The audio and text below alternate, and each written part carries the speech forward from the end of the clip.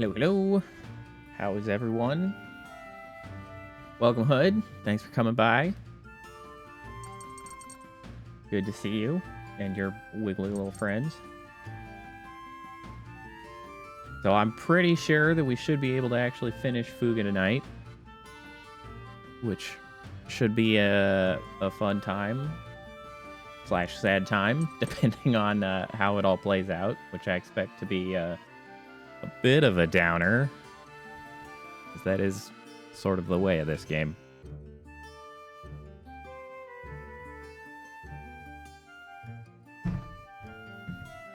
But yeah, off we go.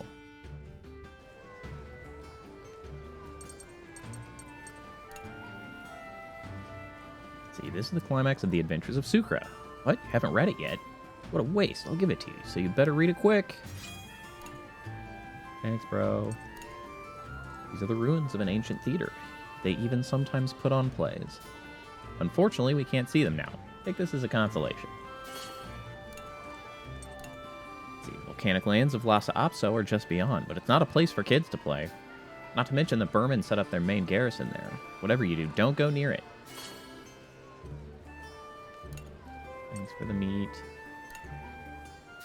Okay, so now I do believe I have used all of the standard tier items, and I'm into the heavy tier items. So it's time to convert all of the old stuff, which can hopefully be used to jumpstart not even jump start, really continue leveling my gear. I've already started into the heavy category. This will merely give me the chance to jump ahead. Every advantage we want, because we don't want to be at risk of sacrificing any kid. Despite having some annoying characters who are first on the chopping block should it come to that, the goal is still to avoid it.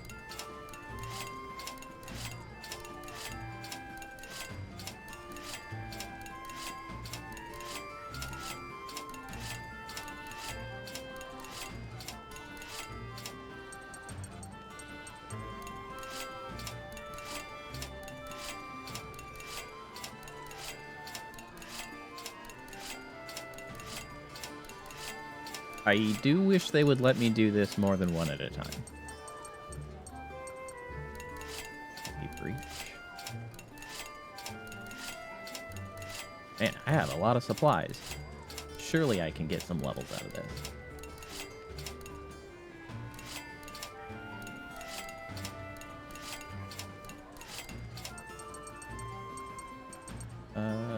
Wait, do I want steel or do I want titanium? Do I need both? I think I might need both.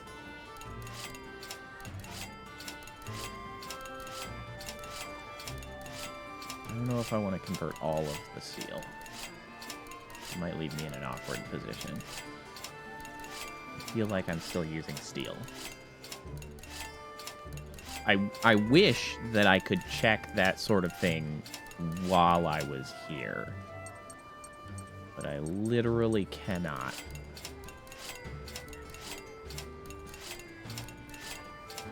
Okay, let's just go to 15 titanium. And if it turns out that we could just be using titanium next time we end up upgrading, then we'll know for the next town.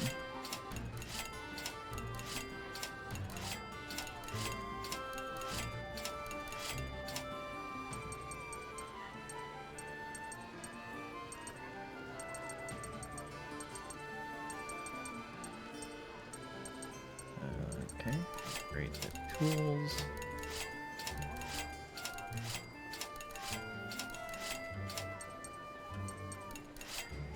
I don't think I need professional tools. Maybe I'll leave a few of those as well. 12 and 12, I guess.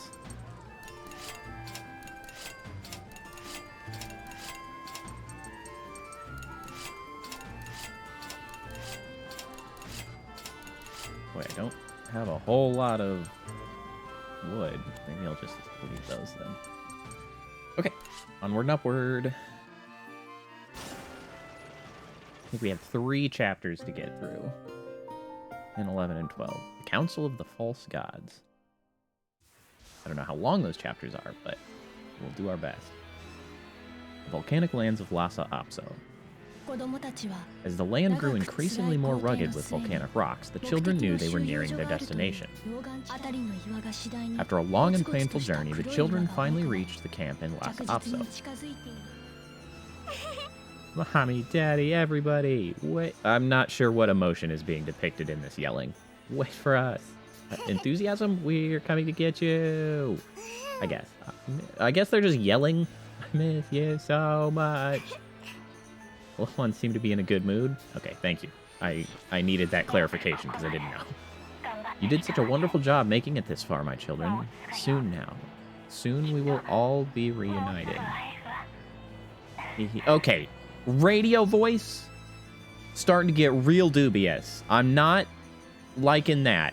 I'm getting a sense of betrayal of some sort. Or that we have been bamboozled. We've been led astray.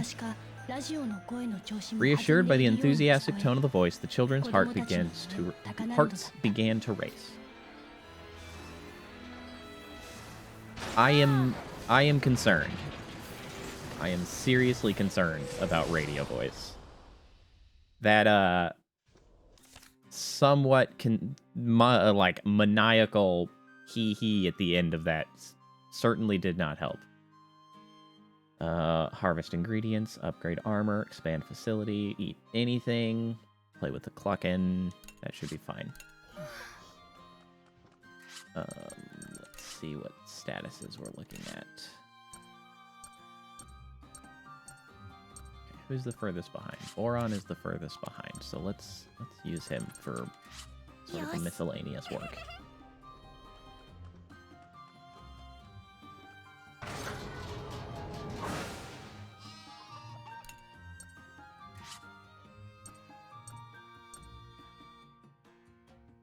The garden can be upgraded.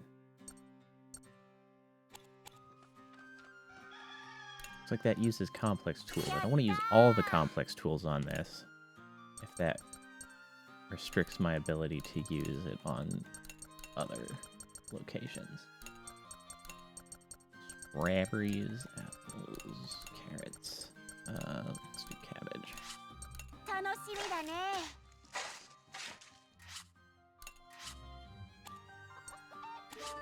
Okay, there we go. A couple people are happy. The mess room can be expanded. Titanium and complex tools.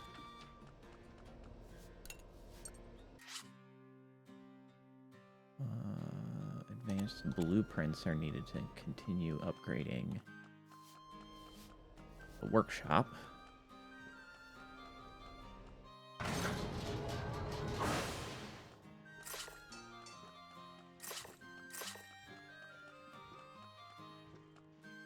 Oh, we should scout the area. There. Volcanic lands of Lhasa Apso. With a vastly different geology than other mountains, a considerable portion of this region is comprised of layers of volcanic lava. There was once a volcano here, but it has since gone extinct. I mean, not that extinct. There's freaking... I guess if they mean volcanic lava, they might mean not liquid magma, but the hard stuff.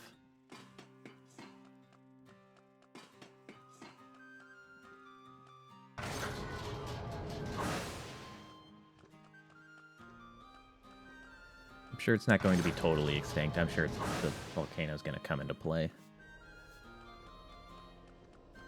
Okay, let's upgrade. So armor, yes, armor does need both steel and titanium. Good job, me. Oh, so does the reactor. Although, very little steel. Okay, let's do the reactor first, because I don't want to miss out on that, because it's well behind where we want it to be at level 10.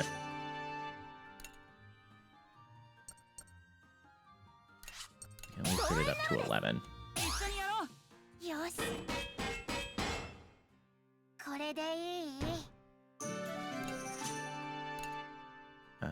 Okay, still need steel and a lot more standard batteries. We're out of standard batteries. Okay, those don't need any steel at all.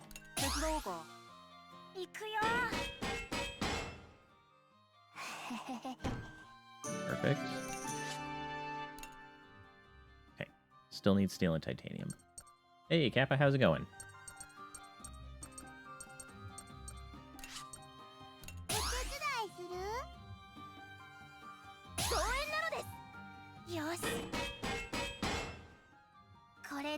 I am doing pretty well. I am hoping to manage to finish this game tonight. That's the... Oh, hey, Boron can heal now. Nice.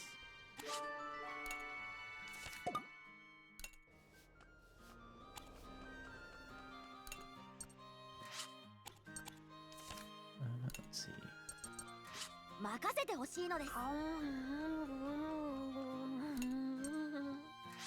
Expand this facility. We'll make him happy. Who's the next lowest level? Certainly not you, sucks. It's like Hannah. We'll use her. We can get her a level. Let's make sure we cook. Fruit tart. Strawberries, apples, wheat, egg, milk. Excellent. That bonus XP. Please don't fail the cooking. You did not, thank you.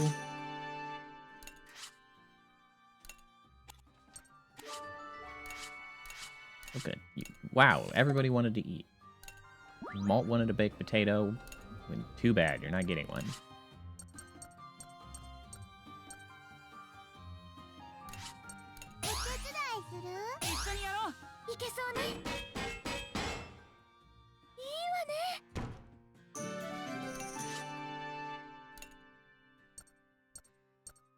Let's see, so we can upgrade either the machine gun or the grenade launcher.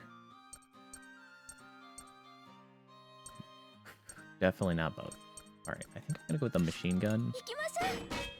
Simply because it is sort of required to be used quite often just to strip armor. Okay. We have 3 actions remaining. Guess we'll do a scrap fishing. In hopes of further supplies. Highly successful. We have still only found the one family, which is Sheena's family. Alright, got her level, so that's nice.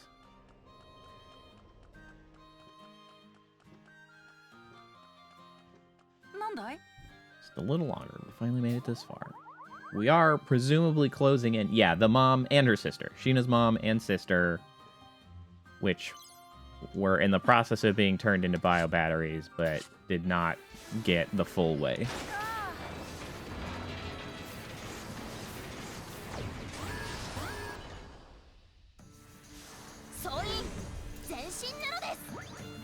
Okay.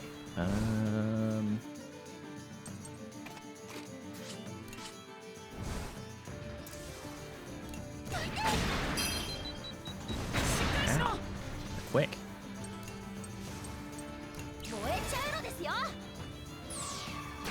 Finally starting to get a good amount of SP.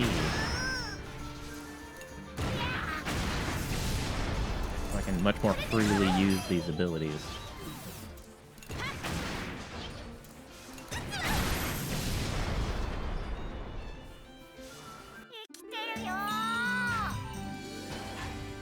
What? Dare you judge me so harshly?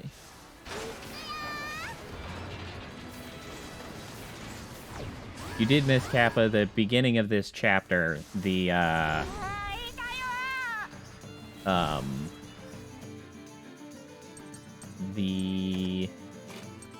radio voice was behaving particularly questionably and is starting to give the impression that we're going to be fairly unhappy that we'd been listening to them this whole time.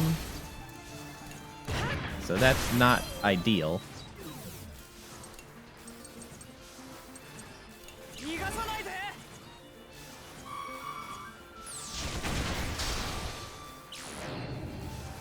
I expect what I am predicting at this point is that they're starting to set up a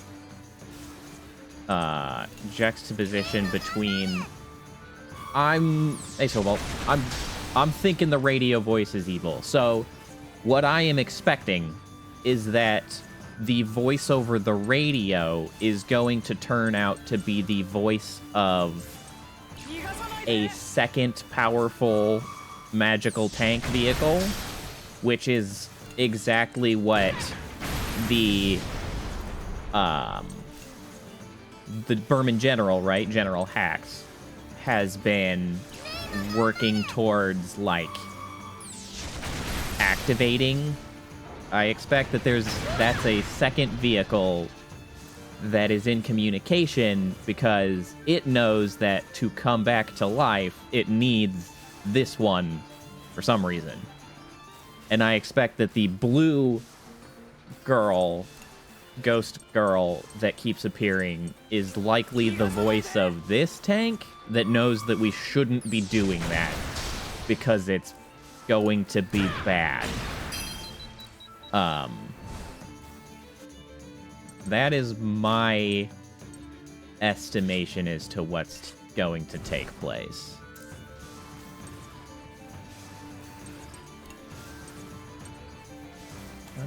Actually, let's heal real quick.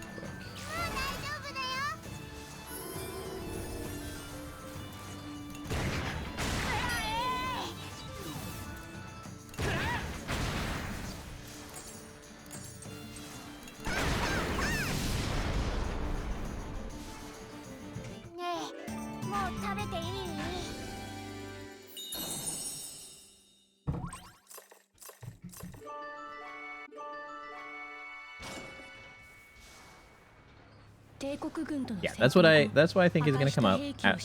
Let's see. After the skirmish, the children examined the debris to find a mysterious letter. As the only one who could read it, Brits felt a wave of heat pass over him, disturbed by its contents. What? Are you alright? What's wrong? Can you read that? Spill it. What's it say? Doesn't say something scary, right? Without a word, Brits promptly destroyed the letter. The children didn't pry any further, but still remained anxious.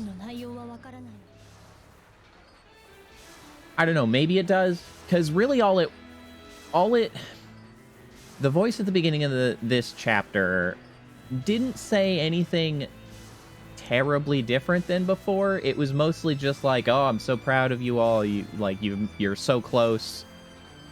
Like, I knew you could do it, but it kind of closed off with an extremely questionable, like, hee-hee, which was not confidence-inspiring. And its motives have never been clear. Like, it, from the very beginning, seemed just inclined to drive us towards the tank and then continuing forward. Like, that's it. Oh, I'm definitely thinking that it's likely the conclusion to this game is not going to be particularly pleasant. It has yet to reveal anything about the families, though, so I do not know. They didn't really give any implication there.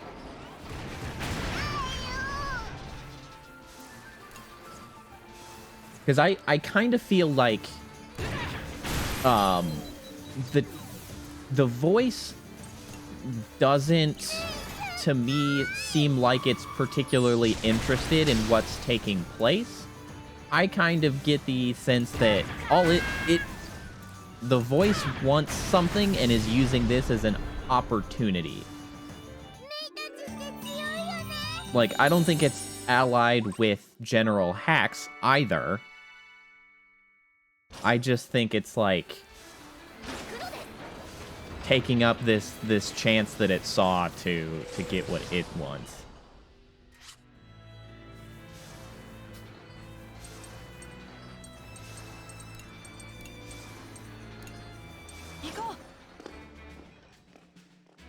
But we'll see.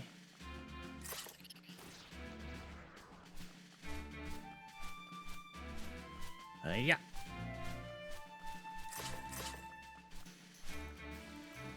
Oh, big boy. Very big boy. Wait, wait, that's okay.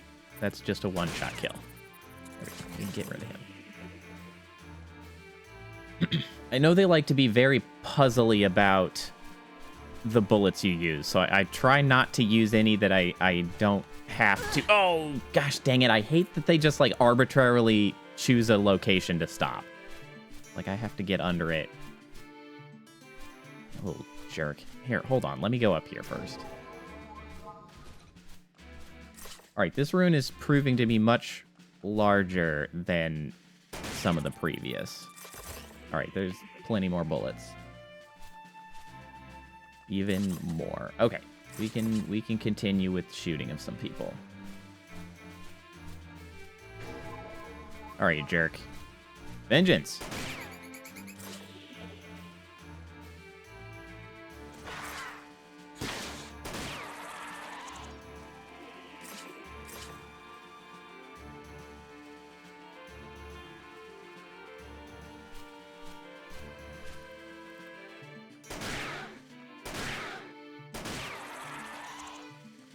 Okay, there's the key. Oh, you're not dead.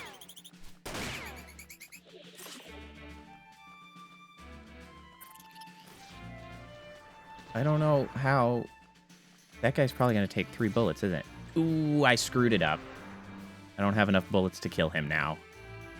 I should have checked over there first. Dang. I'd done a bad... Oh, well. Let's see. Where was the chest? Is it over here? No.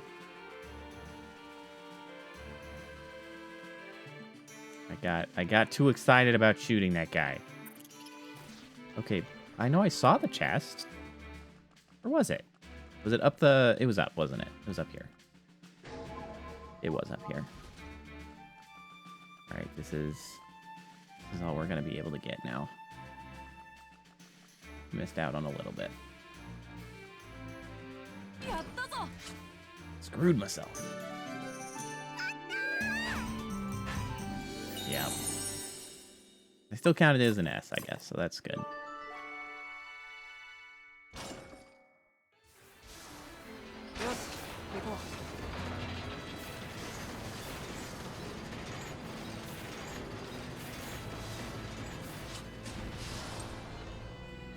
And that sweet, sweet, dangerous rewards.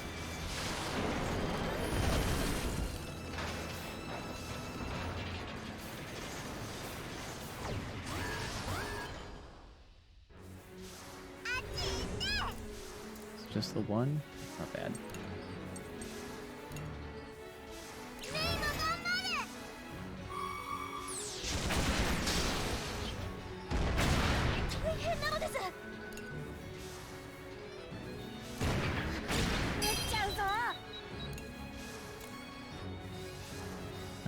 Let's see here. Yeah. Keep going just for a second. See that.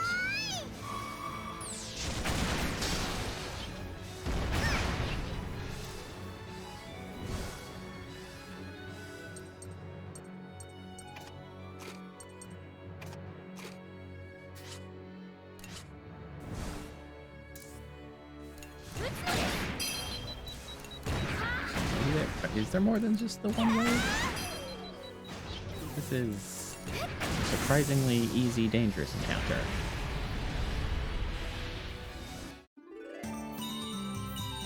Oh, just an easy fight for some reason.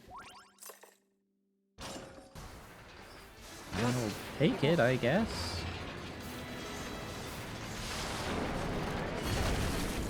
Oh, nice. That's a stack of fancy ammos. Nice heavy barrels.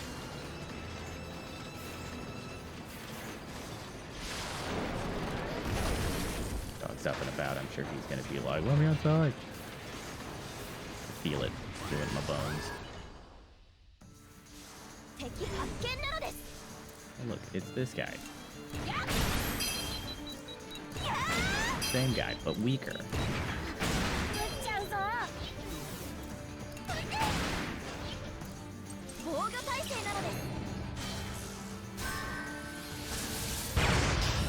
Nice miss.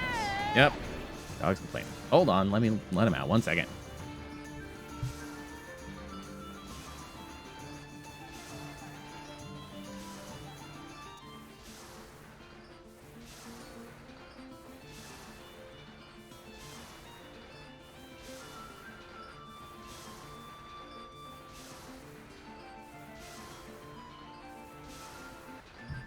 Is going to be, of course, sorely disappointed when he realizes it's wet outside.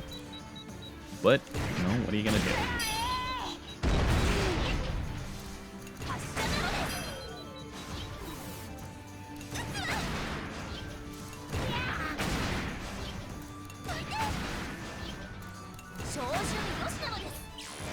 Oh, man. I was almost sure I was gonna manage to take him out before we got to this point. Kill him! Yeah. Didn't give him the shot.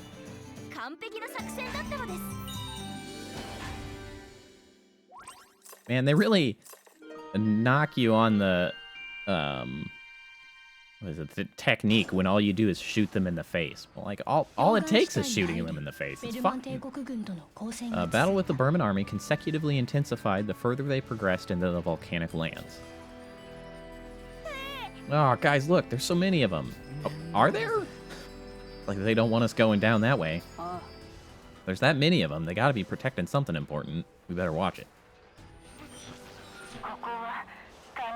It appears this place has completely become a fortress for the Burman, but no matter how strong its defenses, it's nothing we cannot overcome. Still, you mustn't underestimate them. With the power of the Tyrannus, there's nothing to fear. I wish her text moved faster.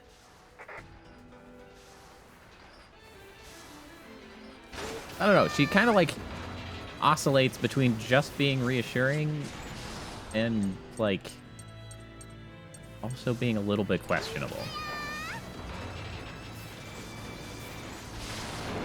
Why are there so many healing spots here? This is like easy.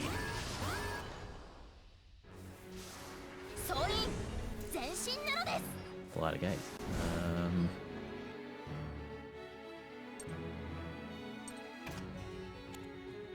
Let's switch.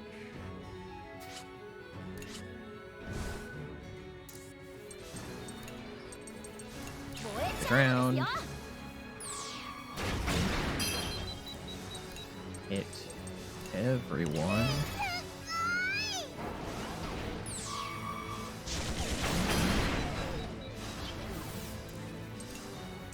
Oh yeah. Please actually kill all of them. Yes, flawless execution. Glorious. Love it when a plan comes together.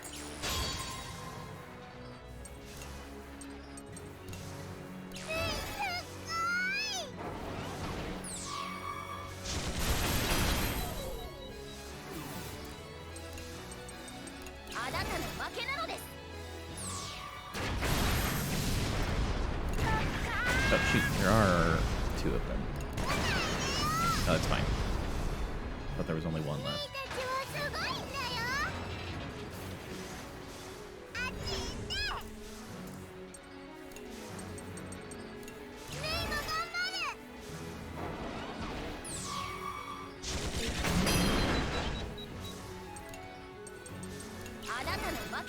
These multiple target attacks are just so good.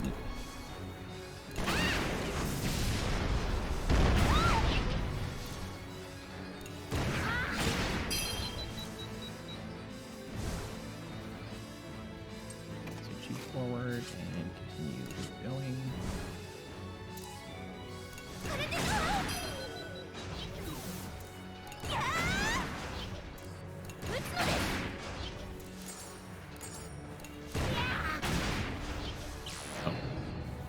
The doggo has returned to come in. 1 second.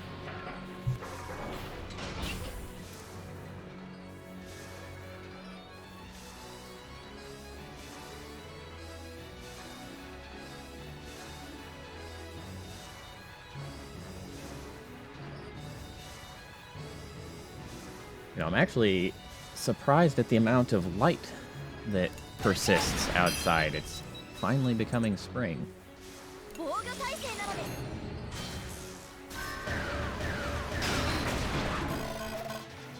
Don't be afraid. Still hit.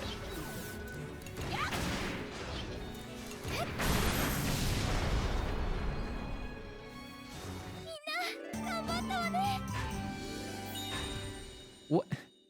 C ranking for turns? Man.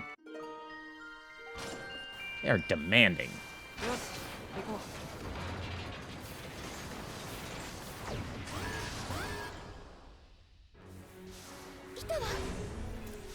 Okay, we've got one of you. I guess. Gotta be real quick. Honestly, the thing is that once I end up with like 3 target, or rather just like 1 single target, I don't really have that much to do damage to like just the 1 target quickly. I have a lot of really good abilities to damage lots of guys, but 1 beefy guy just takes me much longer to get through.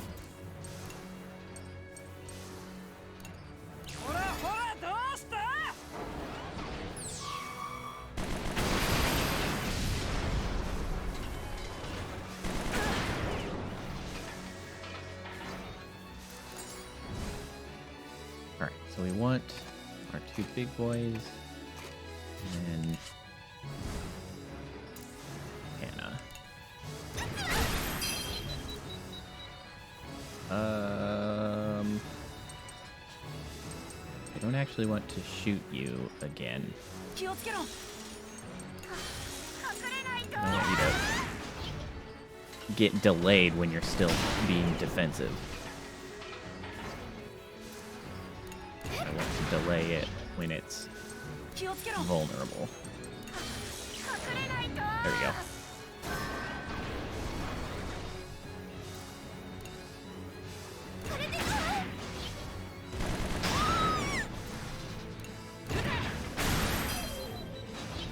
You know, I guess Boron has a pretty significant single target. It uses a lot of SP, though.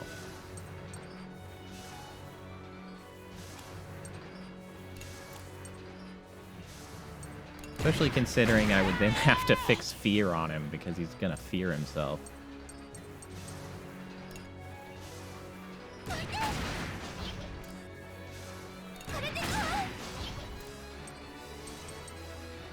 See, I could use this to inflict the burn or some status effect, maybe? No status effect.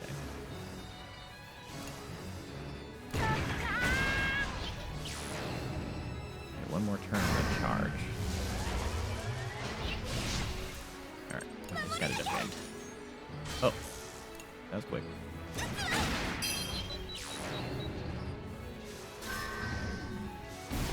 Wait, did I lose the defense because of that? Oh, that's annoying. Should last 2 turns. That's what they said. Oh, well, that's helpful. Destroy all weakness. See you later. Good timing on the hero mode. You know, this style of doing the combat where everybody's in the single vehicle really reminds me of the game Skies of Arcadia.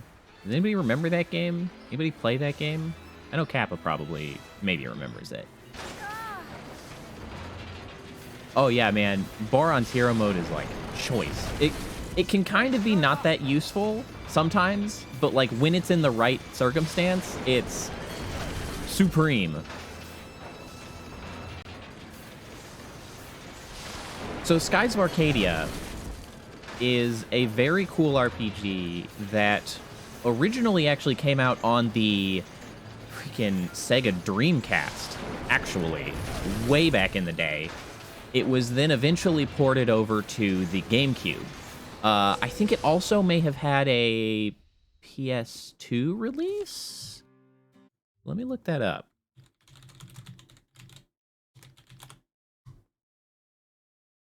Let's see, Skies of Arcadia. Yeah, originally Dreamcast. Ported on GameCube.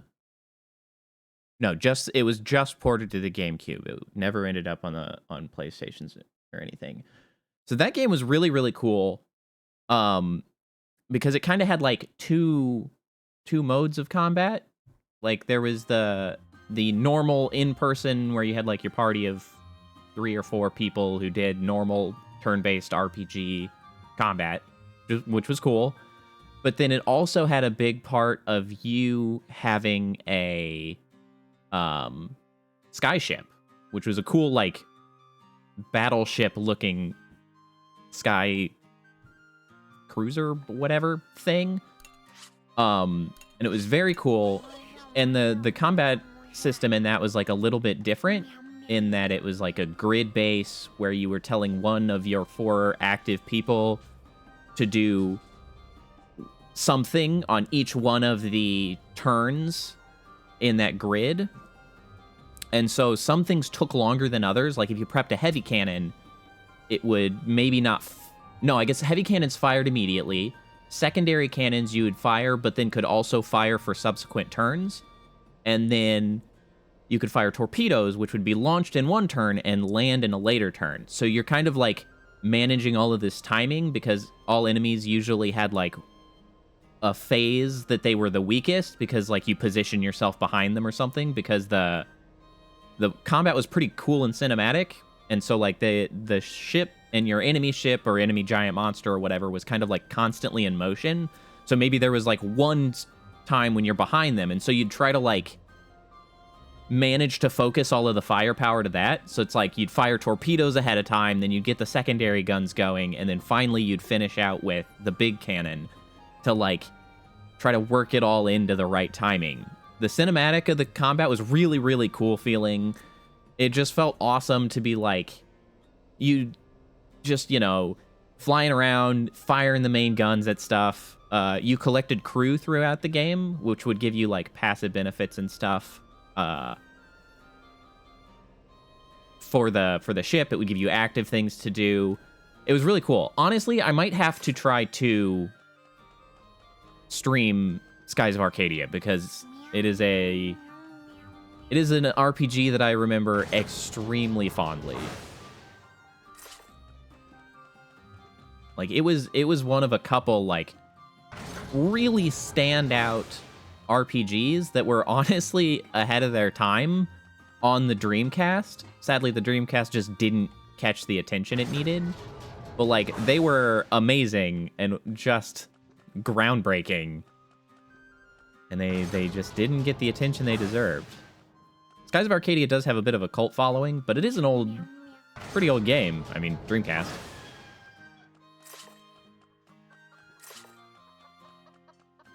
But the characters are pretty likable in that. You amass a crew of sky pirates who are all like full of personality, and one of the things you can do in ground battles is like when you build up your super meter or whatever, like you can call on the entirety of the crew to come do the thing they do. And so depending on which crew you have active, like maybe some of them heal your party, some of them will attack the enemies, maybe they'll buff you or whatever. I don't remember. It might just be healing and damage. But like all of that gets kind of rolled up in one big montage that they would go through and show you kind of the personality of each of the crew members. It was really fun. It was a very fun time. Okay, so Kyle is the most behind. That one I actually still own the freaking disc to. And I own the disc for Skies of Arcadia, and I actually own a GameCube memory card specifically for that game. Because you could still play that on the Wii, is really what it was, is you could still play GameCube games on the Wii. And I had the stuff to actually play that specifically because that game is so good.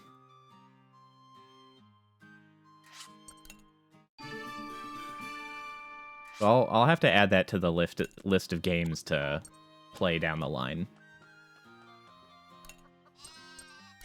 Okay, plant strawberries, plant apples, plant wheat, cluckin', moo sheep, tomatoes and potatoes, sure, why not?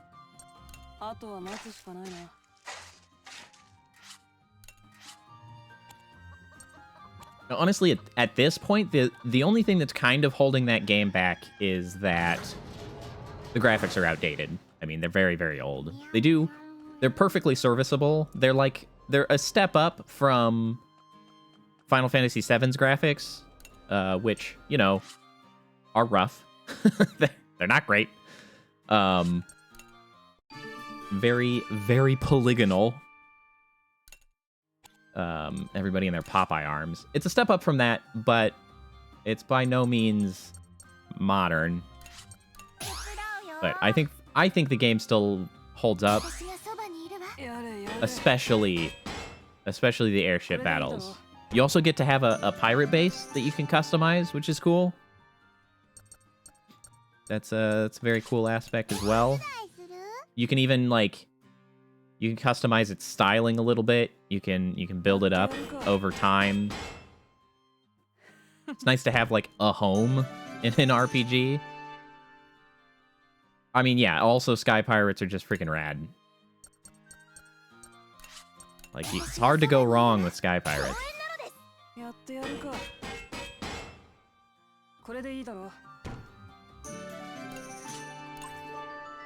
Okay. Kyle's caught up. Alright, what do people want? Sleep, talk to somebody, sleep. Jam paw buns, which isn't gonna happen. Scope surroundings. You know, before I go up here. Who are the two that want to talk? Malt. Malt's the only one that wants to talk, actually. Well, just switch to Malt, I guess. To Malt?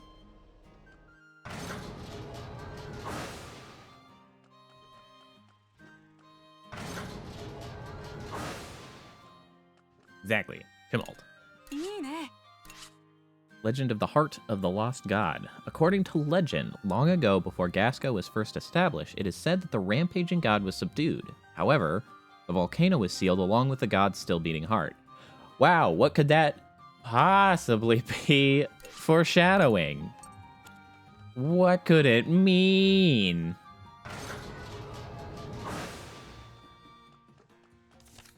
Okay, so we got a bunch of people. Oh, I actually have to use the individuals to scope. Dang it. That's not a party-wide activity. That's annoying. Let's see if I can still do an observation, or if it's just going to tell me to GTFO, because I already did that. Nope, I still can. Lapsapso excavation site. Sulfur is a rare mineral that is produced in the volcanic lands. Since it is mostly used for gunpowder, the country strictly controls its excavation. Yeah, that makes sense. Alright, Socks feels great. We'll switch to Malt. And we talk to somebody. I don't know, I didn't need to go up here. That is unnecessary.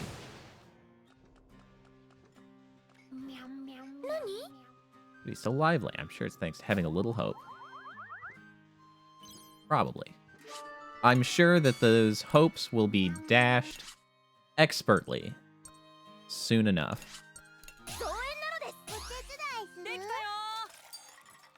Continue with the XP boosting foods. Victory through sheer brute force. Maximum levels, maximum gear. Powerhouse. Run them over. What do we got? Want to sleep. So that's Hannah, Boron. Hannah and Boron, specifically. Hannah, Boron, May, and Malt. That's right. Over preparation and tankiness. That's the best we can, like, it's a little bit harder in this game simply because I can't farm. I can only get as many fights as we get, but that's exactly why we make sure to always use the XP boosting food. Just eke out every little advantage we can take. Nice. Titanium, heavy breach.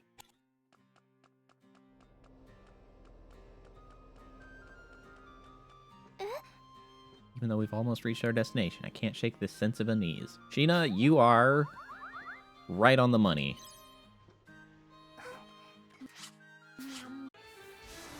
All right. Onward we ride.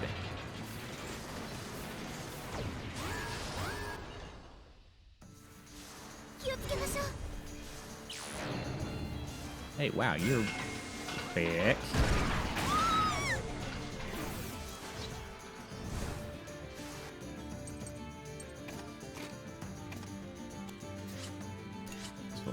here. Oh, I guess I could just link attack. Not really the right link attack for right now. Oh well.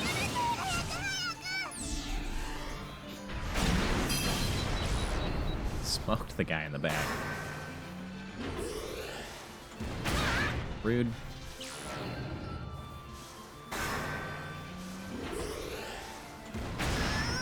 Doubly rude.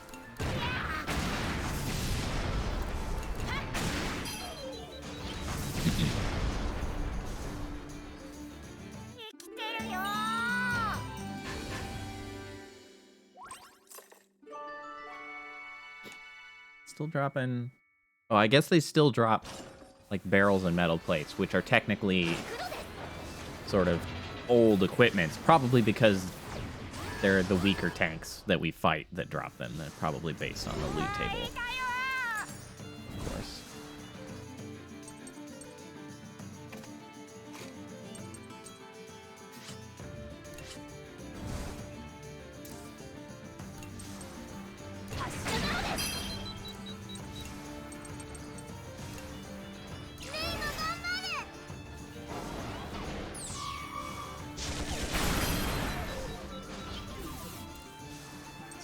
Can we take them all out together?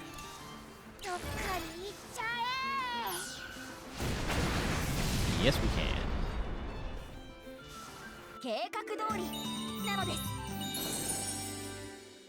There we go. This is across the board.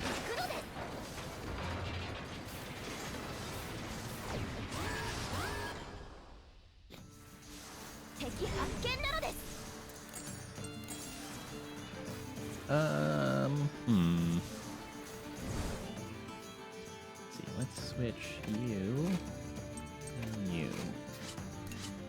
Need to strip the armor faster.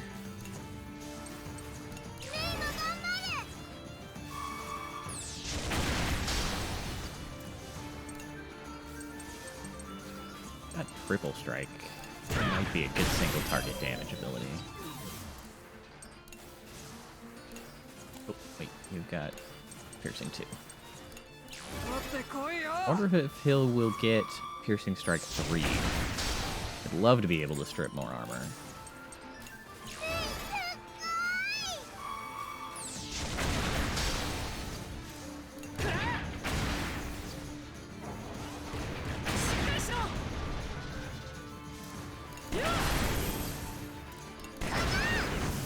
Go.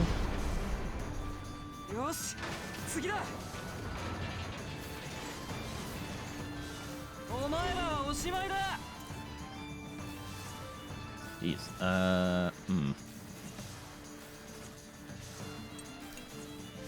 Guess we will just start stripping armor.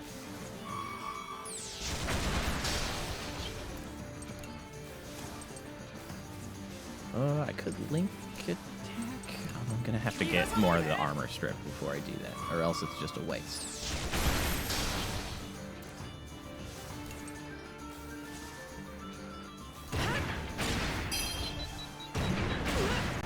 I need to heal myself.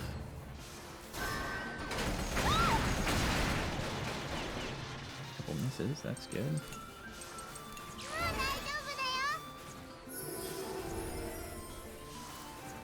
Glad that the heal is percentage based. Keeps it relevant the entire time. It doesn't mean I have to start spending more points on it.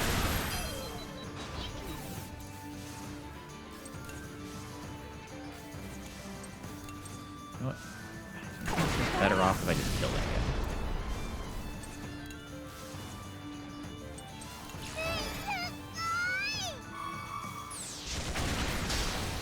I should have done that the other way. Oh well.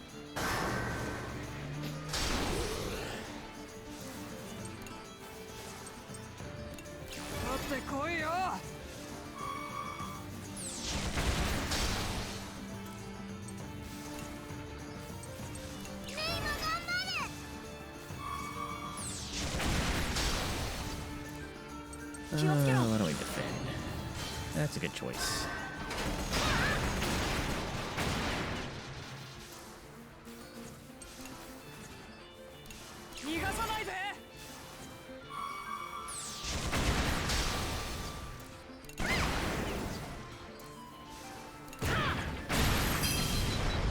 Man, when he gets those crits, that is just stacks of damage. Love it.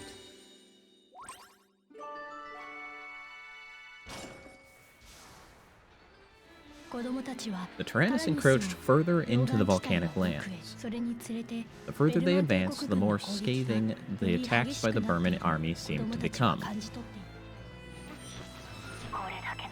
They must be protecting something if they're so adamant to hold their ground. There's no mistaking it. Your goal must be up ahead. Encouraged by the voice, the children slunk further into harm's way. This is our moment of truth. Oh boy, this is getting exciting. We'll get them back soon. Come on, guys.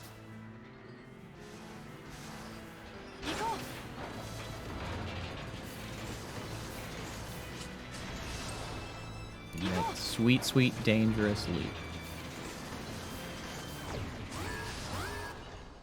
Yeah, they are building it up to that conclusion. I do know, I looked at the Steam achievements, so I do know that there are a couple more chapters left.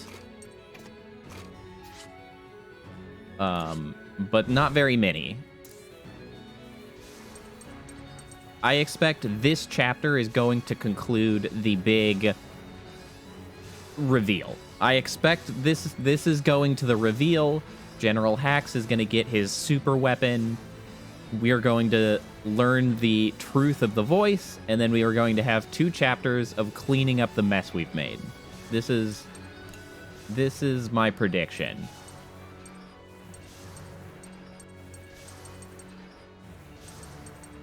God, that's so expensive to shoot 2 guys with her.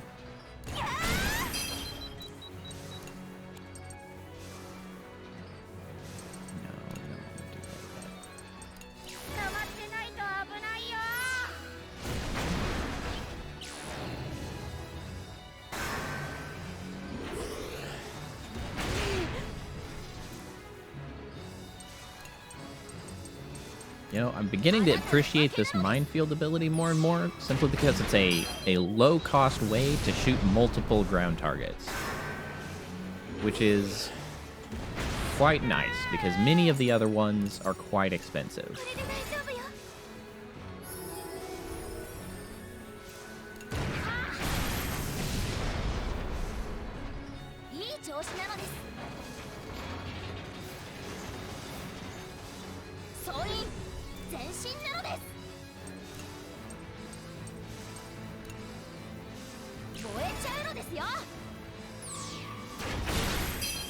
Nice. That's a big hit. Send her forward.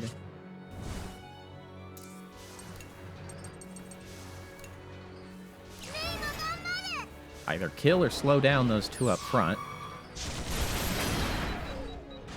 Perfect.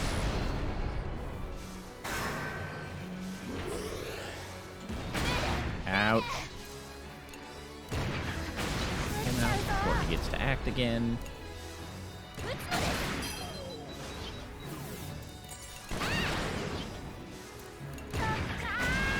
we go.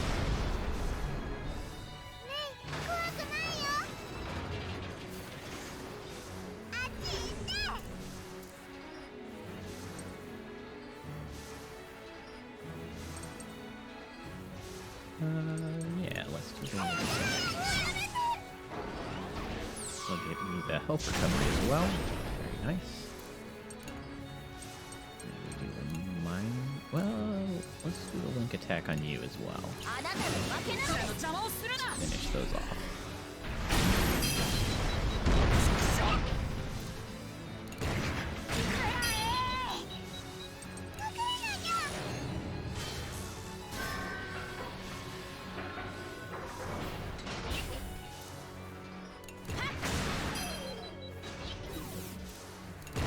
Delay. Oh, I couldn't quite finish him off. Dang it. I gambled on it. It's fine.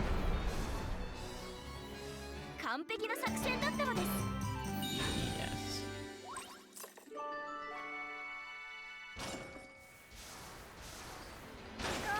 We do have a restore before the dangerous fight. Well, that's nice.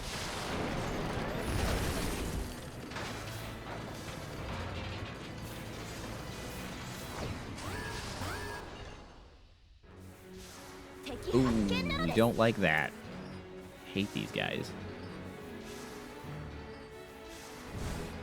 Alright, hold on. We want you, you, you. Alright, let's see. Can we get you to... We get a smoke on him. Not hugely possible. Or likely, I should say. Fight grenade? Not likely either. Let's try to get the smoke. If we can just make him less accurate so that drill doesn't hit, that would be what we want most of all. These guys kind of suck. Those drills are like guaranteed injuries.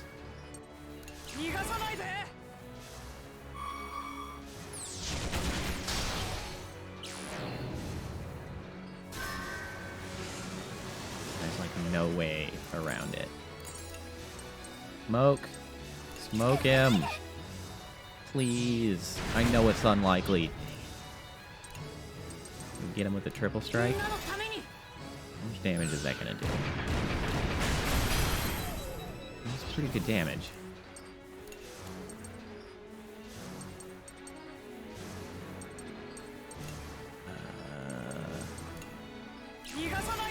See if we can get rid of him before he does the thing. Please. Please smoke him. Hey, Stella. How goes the moving? Have you started yet? Let's delay him. We did get him smoked though, so that's good.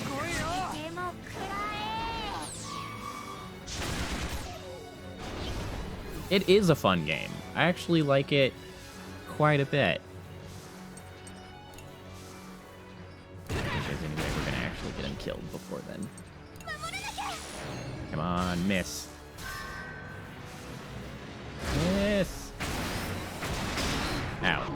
It did not miss. And everyone is now injured.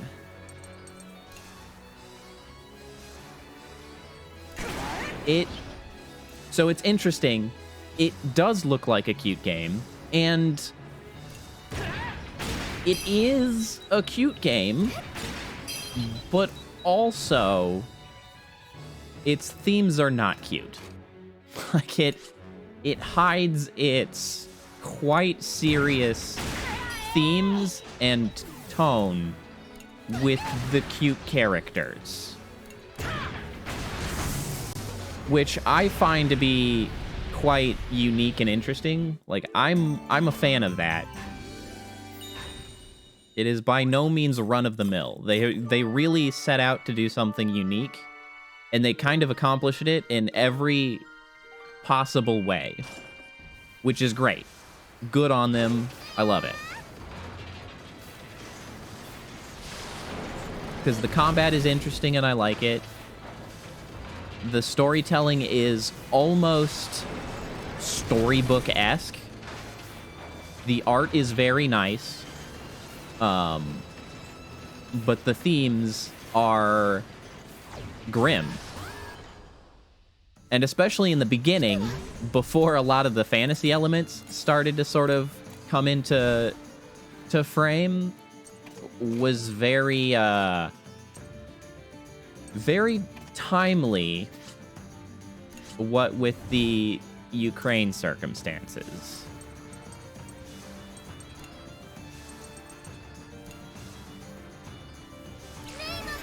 Because what you have is a generally authoritarian country, kingdom, country, whatever, empire, invading a neighboring country where it doesn't belong.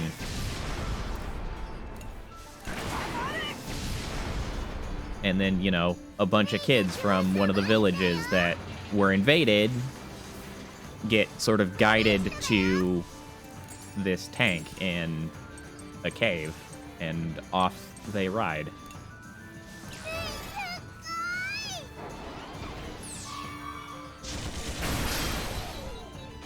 It is fun. It's just sort of interesting to see the unfortunate parallels based on timing. Strike.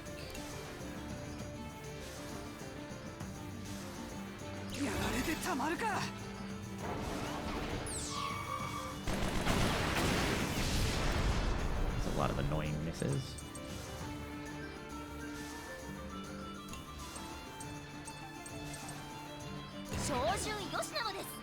It's true.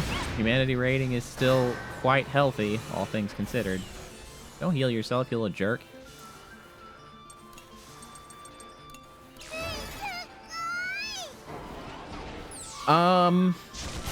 I don't think they are going to flat out force the use of the cannon again.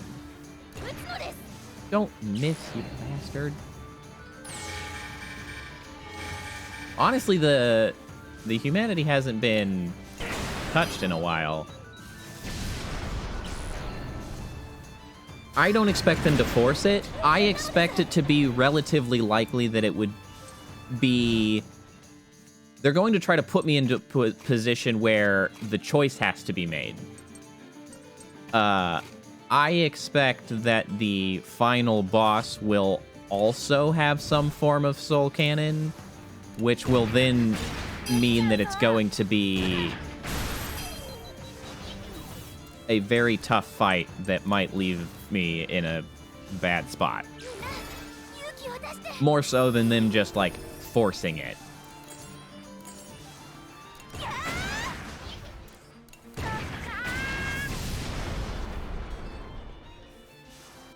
I mean, I haven't been very inhuman. I have a tank full of kids that I have to freaking drive through a war here. I can't be that inhuman.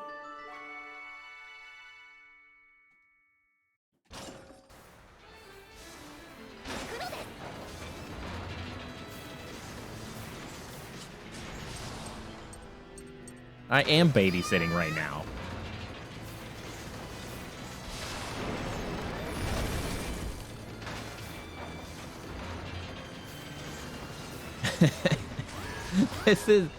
These are the times that I wish I could do actual art, because boy, would it be funny to have some illustrations of, you know, AI Poe babysitting kids in a tank, which is what I have been doing for the past week.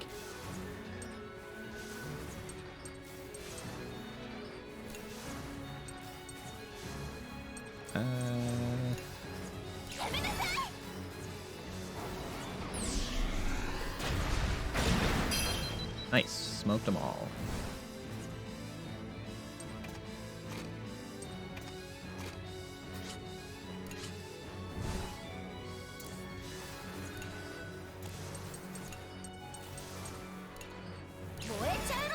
The minefield.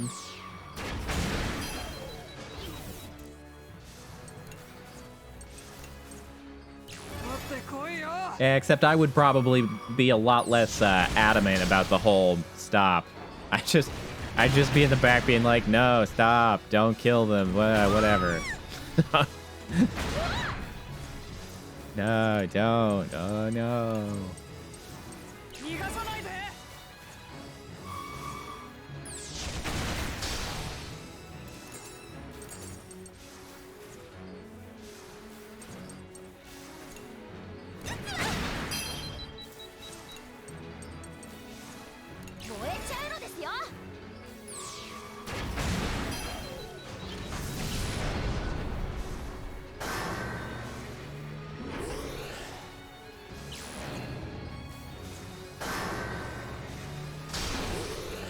Freaking armor repairing jerkbag.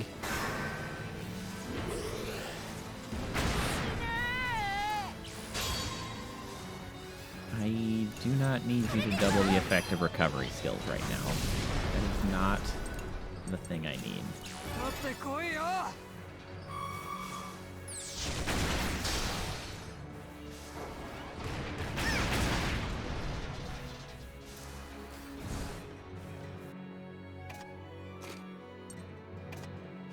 Alright, let's get the cannons up front.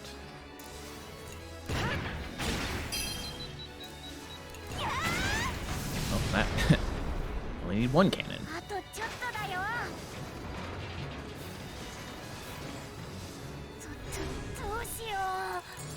Dang.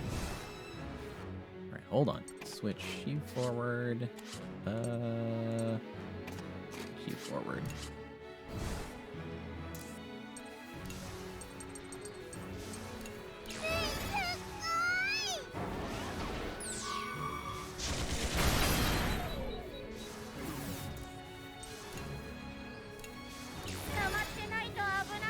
And with the big booma. Not big enough. Fine. Kind of finally have enough AoE skills to really clean out those packs, which is very helpful.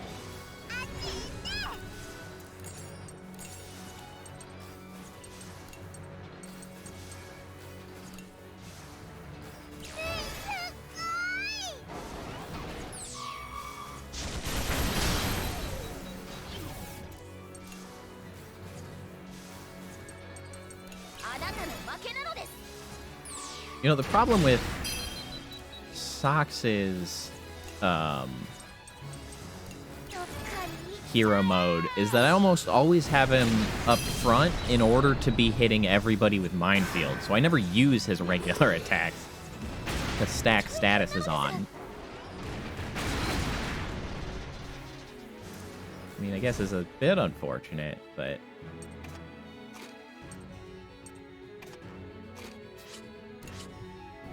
You know what? I had not actually stripped that much armor. I probably shouldn't have switched you forward yet. Oh well. We'll just deal. What perfect timing, Boron. Armor stripping not necessary. Let's just defend through that.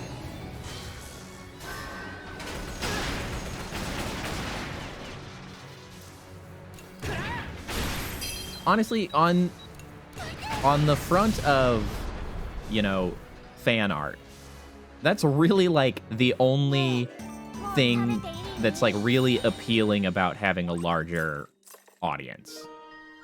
Like, I don't really care, like, ultimately how many people are watching. But that's, like, that's the fun thing, right? Is, like, when you have a larger group of people, then you're more likely to have somebody that's like good at art and stuff and just motivated to do fan art. That's the fun thing that would be cool.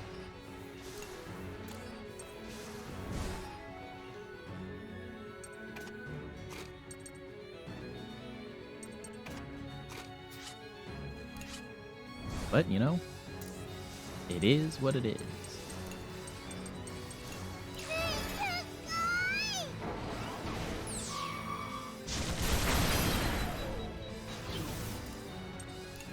Ooh, we could just do a link attack.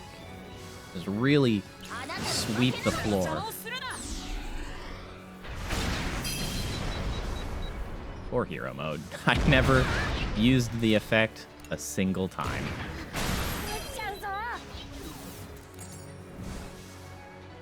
You know what? Actually, we'll just keep with you.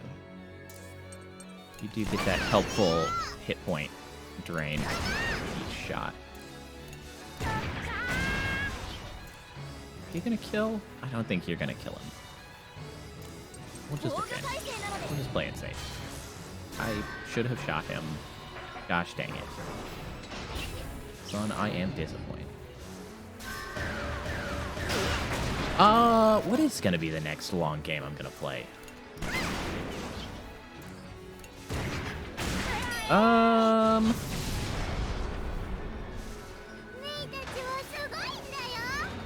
You know, in fan art, it is absolutely the thought that counts.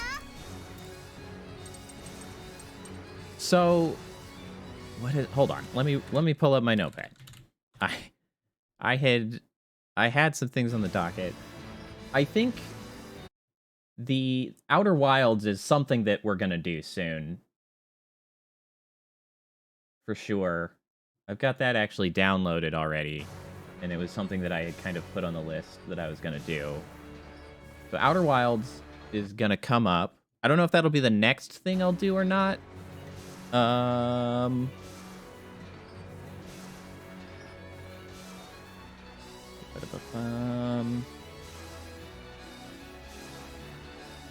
Yeah, so Outer Wilds, I think I might do Ghost Runner as a change of pace, because we did like a Souls, and we did a slower JRPG in this.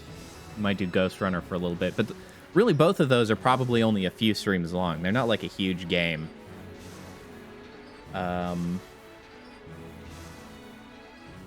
don't actually know what's going to be the next really big game that I play through.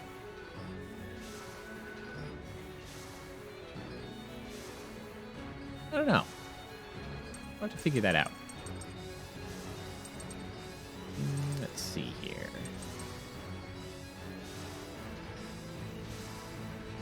We could just link attack all these guys. That would be a pretty quick way to go.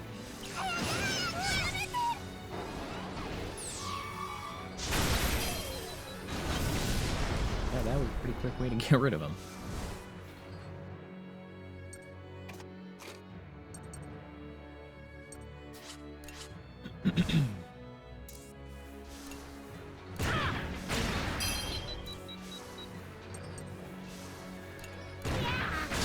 Really, I might do Skies of Arcadia. Now that I've been talking about it, I'm like, man, that sure would be a good time to play. I will get a bit of a change of pace first, though, because I feel like you can't move from one JRPG style straight into another. You need a break. You need a pacing break. Although if I do play another long form JRPG, I will probably need to implement like one day of the week that I'm doing something else, just so that it's not sort of the same pace the entire time. Because I think with Elden Ring and Souls-likes, those have a pacing that kind of works okay for that sort of scenario of just like being a constant thing to be played. JRPGs are just slow. And I don't have enough conversation topics to fill the dead air, I'll be honest. I'm not one to just like chat. Not really my MO.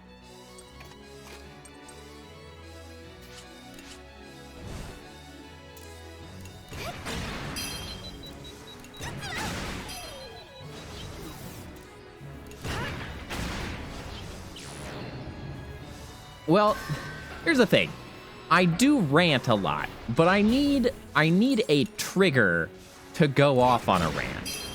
I don't really go off on a rant impromptu because I don't know. I need somebody to like ask about something or bring something up or be assaulted from the game that we're playing, making me unable to resist. That's kind of like, I need an impetus. I can't like bring myself to like take notes or something before stream to be like, ah, yeah, this is the thing I'm gonna complain about. I can't be bothered, for one. Though, that being said, I will say that something that I would like more opportunities is to kind of talk about like current events, whether that be in sort of the gaming or VTubing scene or, you know, the real meat space, if you will. And I guess on that subject, man, have any of you guys been sort of tracking the shenanigans that have been taking place on Twitter lately? And specifically in the VTubing space. But man, it has been a bit of an adventure out there the last few days.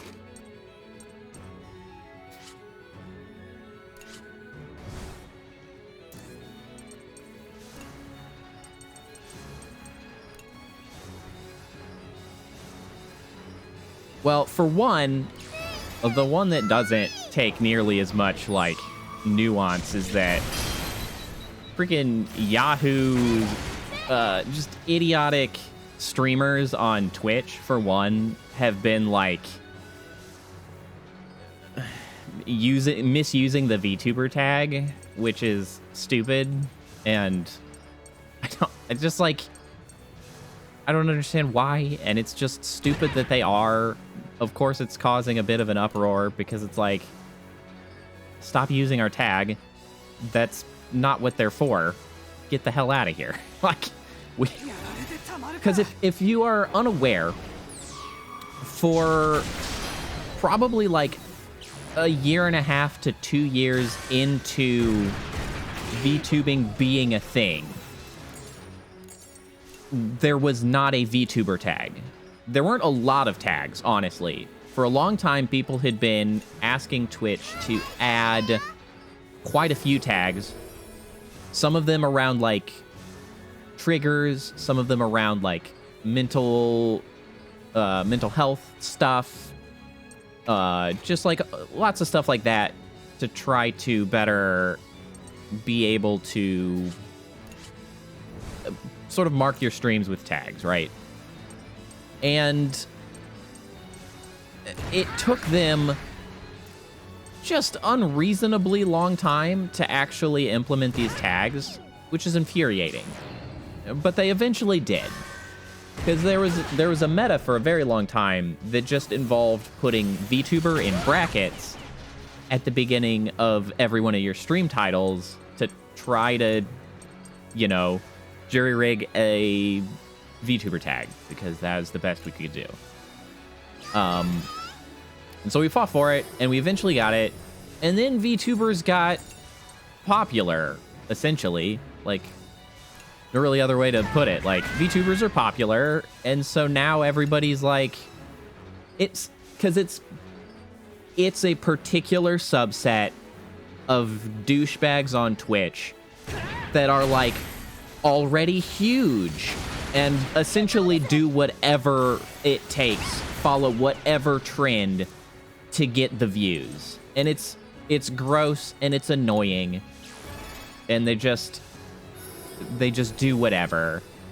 And so I'm not 100% sure on what the goal is. It's just like, obviously the only motivation I can think of is to try to get more views and follows. I don't know what they hope to accomplish, because, like, what kind of a friggin' flesh tuber is going to be in that list, and somebody specifically searching up for VTubers is going to get one of those dickheads and be like, yeah, that's actually what I want to watch. I was trying to find VTubers, and that's what I wanted to watch. It's idiotic.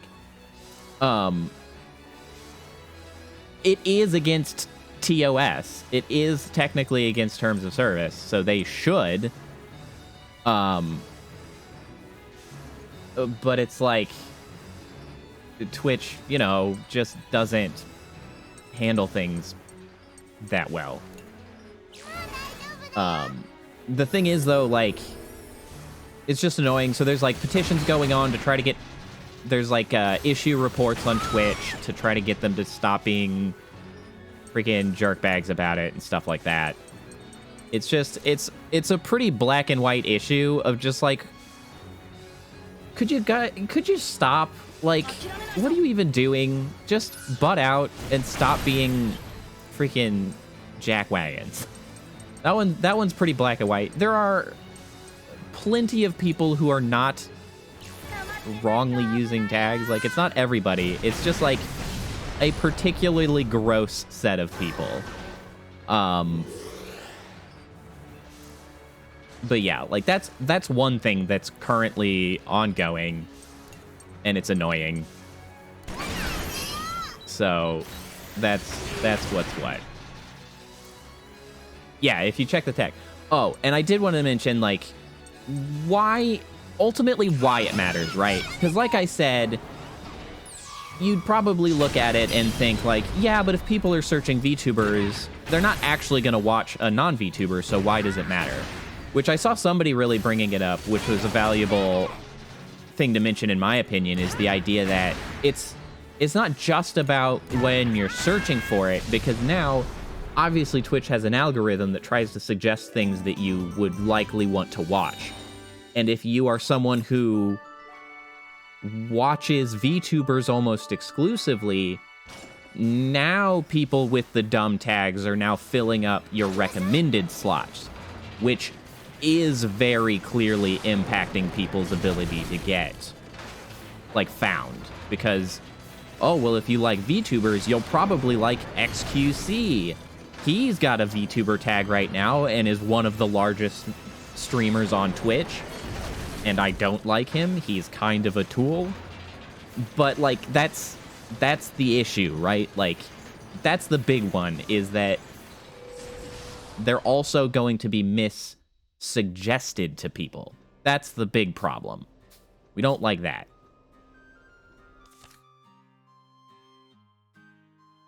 Exactly. Like, oh, he's making us a bunch of money, and says he's a VTuber right now with the tags. You'll probably like it. Not cool. Who wanted to do laundry? Chick. And that's it.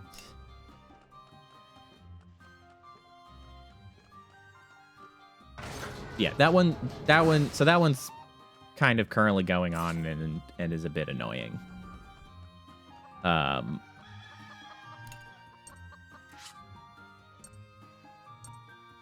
Is there something to upgrade?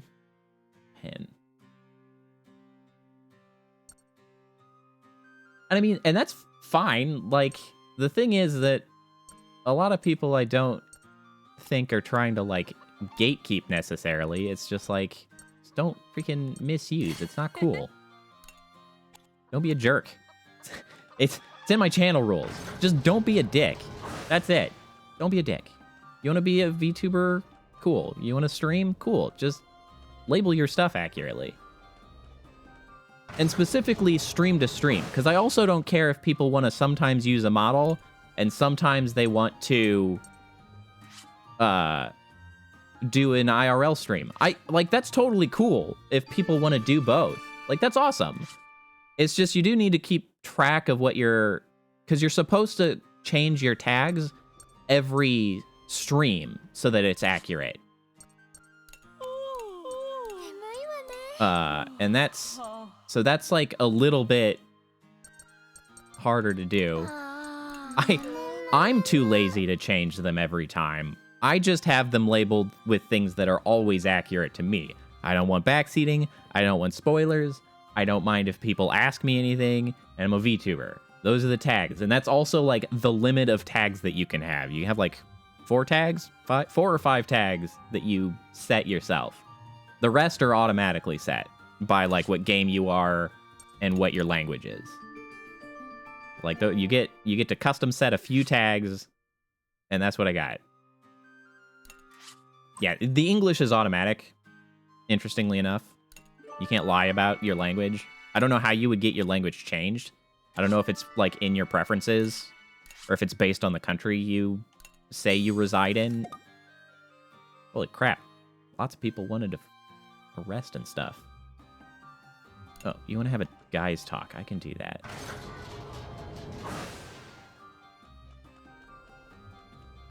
Yeah, the other current explosive hot topic taking place in VTuber Twitter is a lot harder to talk on directly and is a lot more nuanced and sort of indicative of social issues, because there's been a handful of individuals coming out talking about essentially like problems within the VTubing the VTubing community, for lack of a better word. I don't actually like the use of the term community in a lot of these cases because it is a little bit inaccurate in certain circumstances. I'm sad that I don't actually have anything to upgrade. Oh, Boron wants to cook. Also, we've got a boss coming up.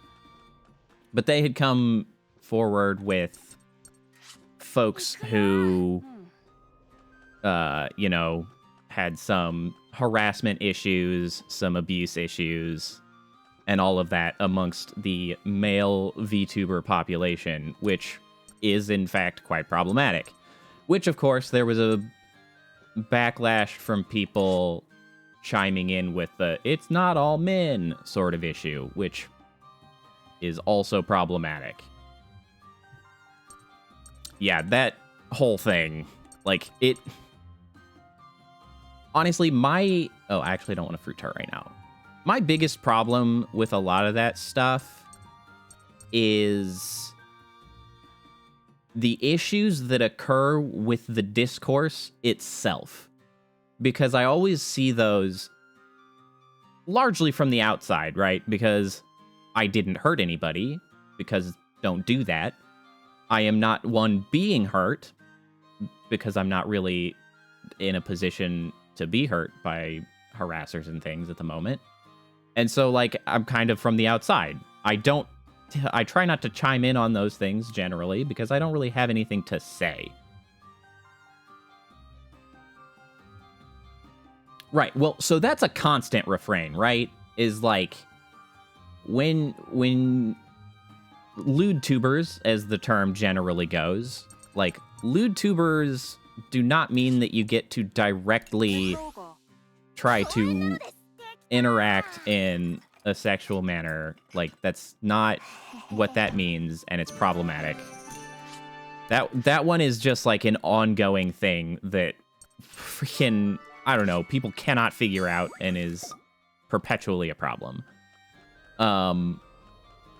This particular instance, I think, was almost a little more directed in, like, direct abuses, harassment, very problematic relational issues where some men were, like, preying on... Using the anonymity and parasocial relationships and all of the things that come along with being, one, behind a VTuber model, and two, being a streamer, that they could to essentially just get what they want and hurt people along the way, which is freaking shitty. Don't do that. That's bad. Which inevitably was frustrating, because, like, watching the discourse ends up mutated, because as soon as somebody makes a generalization, or, you know, the women chime in with the whole, you know, be cautious around men, there's these, you know, blah, blah, blah, somebody comes back with the whole freaking not all men statement, which then mutates the discourse, because it's like, shut up, stop talking about that, that's not the issue at hand right now, and blah, blah, blah, blah, blah. And so it just turns into a fiasco. Well, so the one thing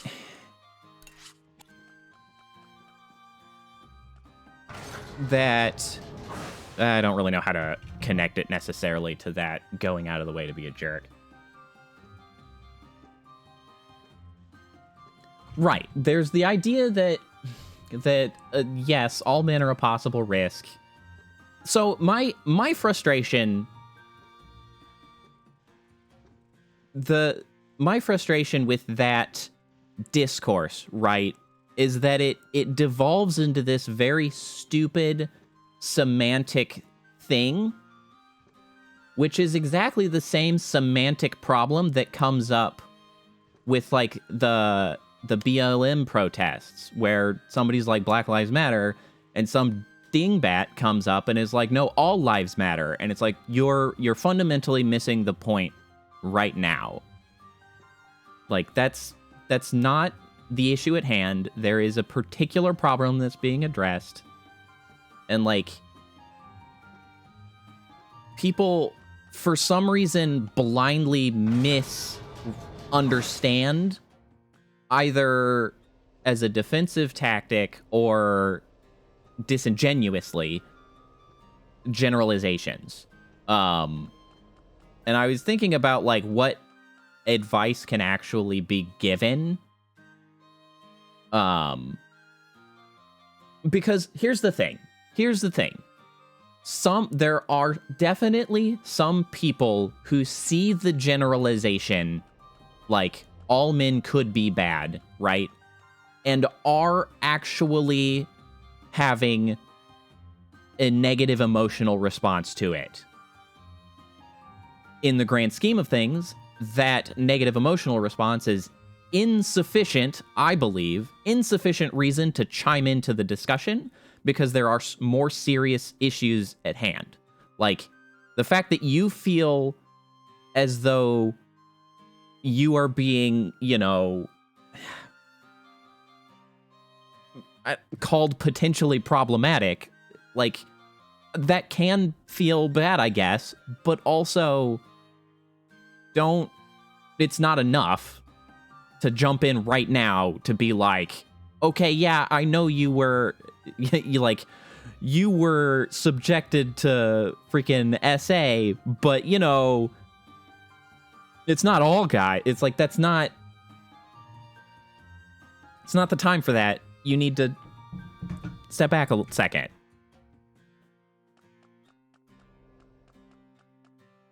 It's like you're being a bit problematic. And so I was looking at it and I was like, yeah, it's like the generalization is meaningful right now. So it's like you just need to relax. And one of the things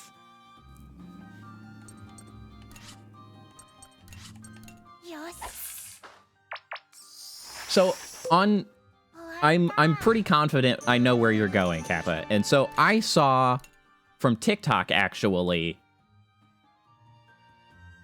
my wife showed me a TikTok that was a really, really good analogy for this, right? Because I don't know who here may be interested in it, but in that particular context, somebody was putting forward, like, take, for example, if you like guns. I don't know if any of you like guns or aware of much of the gun stuff, but let me tell you, I'm interested enough in guns, and I have taken gun safety courses. The first thing you learn in a gun safety course is that if you see a gun, you treat the gun as loaded. If you pick up the gun, you treat it as loaded. If you unloaded the gun yourself, you treat it as loaded. You don't gesture with the gun. You don't point the gun at people. You don't put your finger on the trigger. You don't treat a gun flippantly. You treat it like it's loaded. Always, at all times, you treat the gun like it's loaded. Because the gun can be very dangerous. And so, that's what you do. And in the very same way, in the current situation, so this is what I feel like very commonly gets missed in a lot of discourse, right? A lot of discourse, not only around something like this, a lot of discourse that I see where I see people talking past each other is an issue of people coming from different perspectives, right? Because when you're discussing any topic, there are layers, right? There is an individual layer, there is a societal layer, there is a perspective of what currently is, there is a perspective of what ideally should be, and people pick their angle, right? And especially in social media, Twitter, and they fire off statements from an angle. And that's usually not the same angle as the person they're talking to. So, for instance, right? People who are like, well, it's not all men, are essentially coming at something from the individual perspective. And then as the discussion continues on, you realize they're also talking from the ideal perspective. Because they're like, well, you shouldn't feel like you shouldn't be, protective around all men. It's not all men. And it's like, they're coming from an individual and an ideal perspective, whereas the women are coming from a very much current societal perspective. Just a broad statement of this is how it is, this is how we have to act, and, like, we can't make these assumptions.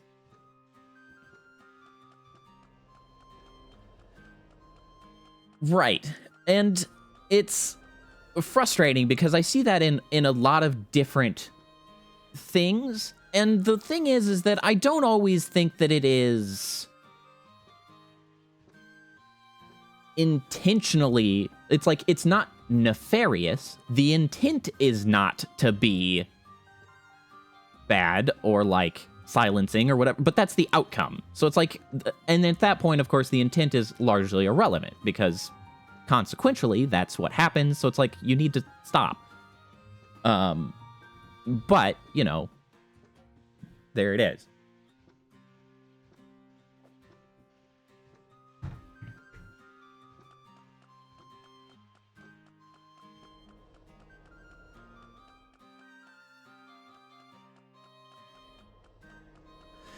So in this particular case, right, with this particular defense, I believe that more commonly, I think the intent is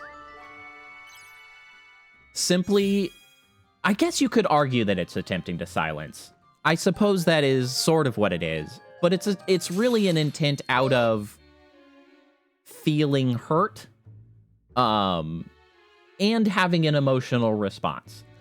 Again, that emotional response I don't believe is sufficient to chime in as they do, but it is an emotional response. Yeah, like, they get upset, I don't think it's legitimate, but they do get upset from being generalized with men. And that's actually, so that's one of the things that I was actually going to come back to as, so what's my advice specifically to guys, right? Because I am a guy. I see people, like, I am in spaces where people generalize about problematic men all the time, and it does not upset me. Why is this the case? What can somebody do to try to not be upset by it? Because that's sort of the core of what you want guys to stop doing. Because we want them to stop being upset so that they just stop talking when this thing happens, because they don't actually have useful things to provide. They need to shut up and either help, like hear out victims, help victims, try to, you know, move forward and make societal change. All of those things, but, you know, generally shut up. That's the thing we need from them right now. And it's like, I've been thinking about it,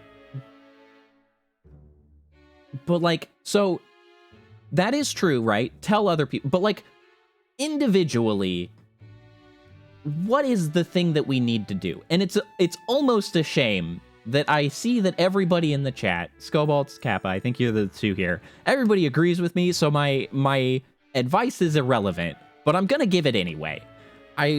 One day I hope to have at least some subset of dinguses in chat that I can guide to be, as you say, Kappa, less cringe. Because that's the hope. But, oh, sorry about that. I hit the mic. I think, broadly speaking, one of the things that people get upset about all the time is generalizations in general across all kinds of spaces, right? But the thing to me is that people have to get over generalizations. There is an issue of, like, generalizations are like a thing we use. Hyperbole is a way that people talk. It's going to happen. You have got to gird your loins and get over the fact that generalizations happen. And one of the things that I think of a lot, so it ties into my gender standpoints. For those I don't think I've actually talked about it on stream, but generally speaking, I am a gender abolitionist, which is likely to be considered my hottest of takes. I won't get into that entirely at the moment, but it ties into my opinion on this, is that, so people have lots of labels, right? You have the labels that, like, men, VTuber, gamers, like, fathers, husbands, wives, sons, like, your jobs, you know, all of these labels that can be applied to you. All of them are both, they are inaccurate both by being more than you are as well as being less than you are, right? Any individual cannot be defined by any combination of their labels. It's all too much and all too little simultaneously.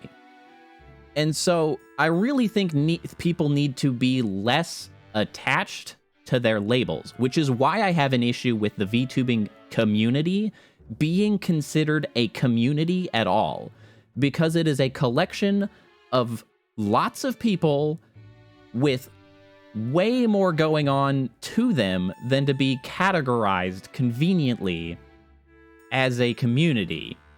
They just happen to be doing something similar. And so people need to be less defined by the labels that they either place on themselves or that are placed upon them, so that when people comment about such and such label, gamers sure are this way, streamers are like this, men are like this, women are like this, you just don't worry about it, right? Because you are not fully described by those labels. But people get really hung up by labels. Because, like, it's with men, right? It's the whole machismo thing. Like, manly men, you gotta be men, and then somebody says men are problematic, and they get friggin' attached to the fact that, well, I'm a man, and then it's like, but if it doesn't apply to you, I'm not talking about you. Like, that's fundamentally what it comes down to, and why people that get so upset about these generalizations make themselves look hella guilty. Because it's like, you shouldn't be upset when people say that sexual abuse is bad, because it makes it look like you're a little bit invested in it. You've got to freaking relax and just bow out, because it doesn't matter if it doesn't apply to you. And if it does apply to you and you get upset, then you're just telling on yourself. So, you know, that's bad. But anyway, that's sort of my take on all of this. And it's frustrating to me to see this discourse happen over and over again, where people simply yell past each other, and there's like, nobody is making any grounds in the discussion, because they simply do not introspect enough to realize where they're going wrong, and then maybe they need to just step out. And like, and I will say in this particular instance, I am far more harsh on those having a problem with someone saying that all men are problematic, because it's like, they are coming from a place of being legitimately wronged and trying to protect themselves, and then the men are just kind of butting in and being problematic. I will say I did see one take on this on Twitter that I did not agree with, but it was relatively unimportant enough that I didn't want to freaking jump in, because I just can't be bothered. Was that somebody tried to put forward the premise that you can't be sexist against men because men have the power. And I do not agree with that, because sexism is in fact sexism. Both misandry and misogyny are sexism by classification. It's simply the consequence of that prejudice that is wildly different. The damage only goes one way right now, but you can't say that, like, women simply cannot be sexist against men. They can, but it's very hard to identify it right now simply because they are in a position to be, like, hurt. So, like, a defensive sexism is one thing. Being, you know, legitimately sexist against men is problematic because you don't want to just give a pass to these sorts of bad, like, problematic perspectives and prejudices, because if we can fix the power dynamics in society, you don't want to simply reverse the harm, because, like, we've pushed the power dynamic, but now we allowed, like, all women to end up sexist against men, which is just going to yo-yo society. We don't want that. That's problematic.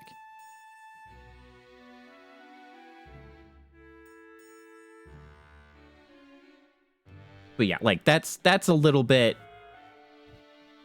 more complicated. And the person that I saw mentioning about, like, how, well, women can't technically be sexist because they're not in a position of power, I don't agree with that definition of sexism, because it mirrors a definition of racism that I also don't agree with, which is the idea that, like, racism is both prejudice plus power, which I don't agree with, because minority people can definitely be legitimately racist against white people, and that is also problematic, but the consequences of that are very different, and so dealing with the consequences that are actually hurting people is of greater import, but you don't want to just, like, be like, oh, no, they're just totally fine. They can't possibly be, and then, you know, whatever, blah, blah, blah, blah.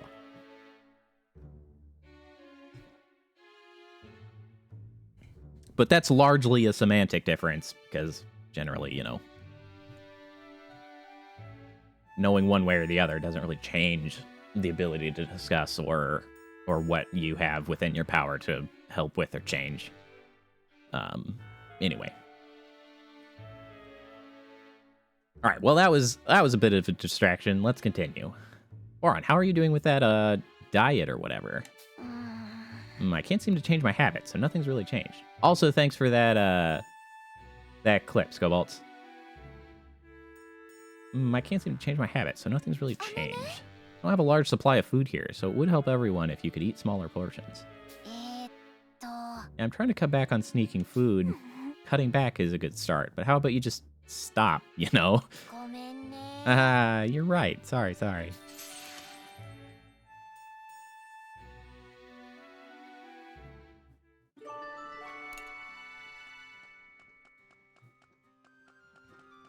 Yeah, when they eventually maybe show up, we'll see.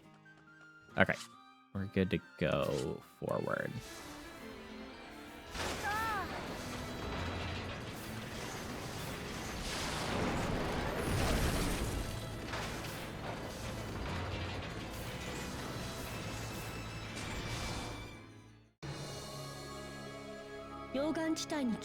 They didn't see it until they reached the center of the Burman fortress. Oh, well, I guess we're just gonna get to the freaking demon tank immediately. It was a gigantic war tank, eerily reminiscent of the Tyrannus. It's beyond anything we've faced before. The children shuddered.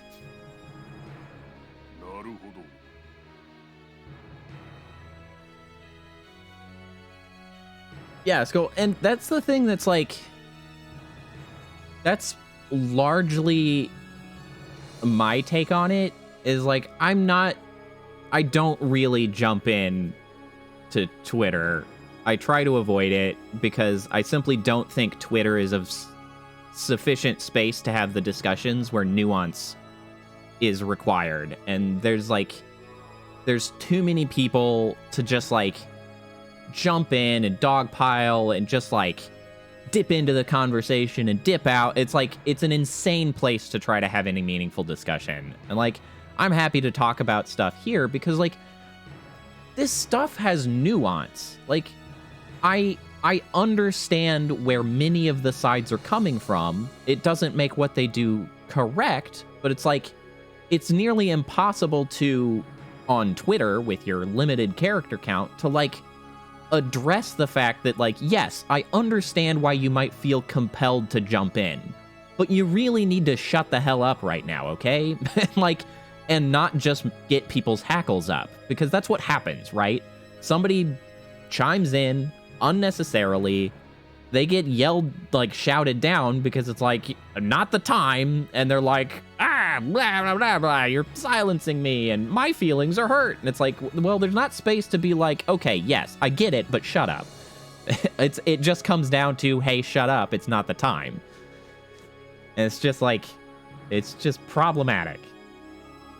It's just, like, sociological issues are complicated and nuanced, and there's simply no decent way to talk about them.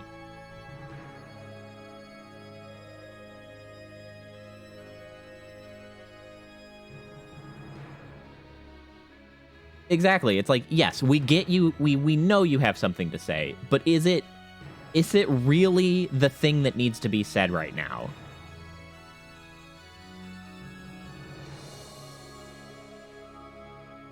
Well, and yeah, I have a lot of problems with the way Twitter is structured anyway for discussions, because it's like, here's the thing. I don't think it's particularly problematic to have a sort of side conversation, like this conversation, right? We have not been directly discussing the actual problem that people were having. We didn't talk necessarily about how to fix, sexual assault, sexual harassing. Like, we didn't talk about that. We weren't here to help the victims. Like, this wasn't really the goal of this conversation. And I think it's okay to have those conversations. The problem with Twitter is that if that's where you start voicing your opinions, right? About, like, okay, yeah, people are hurt, but also this, you're still, like, functionally in the same room, right? Because everybody that's talking about the victims and trying to help them kind of see you still talking about this other thing. And that's problematic because it's like, even if your goal is not to detract from what they are talking about, it's simply too public a place to sort of start talking about, quote unquote, the other side. It's like, which is why I am like, we can talk about this on the stream, because it's, one, a space where we can get the nuance in, but also, like, I'm not drowning anybody out. Like, I don't have anybody here that was directly affected. Like, I don't have anybody here that was directly involved.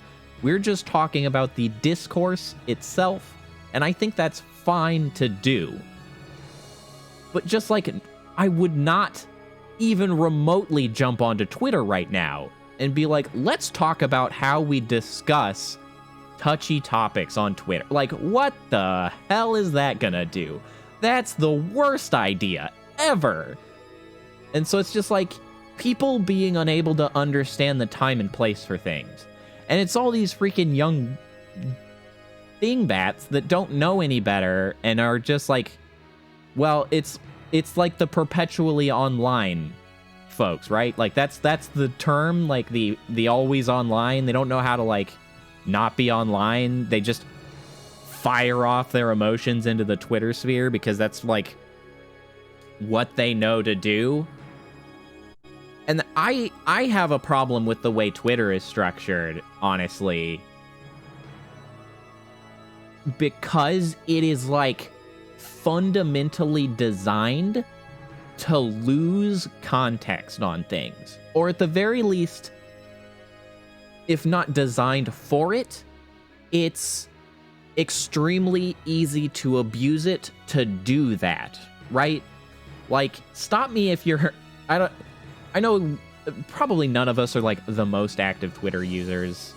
But, like, stop me if you've seen the frickin' VTubers that, not even about, like, sexual assault and stuff, but, like, start firing off tweets about, like, man, those male VTubers are complaining about how they have it worse on streaming than women VTubers again, and then just, like, it spirals into just dozens of, like, lady VTubers just complaining about guy VTubers that are allegedly complaining about how it's harder for them.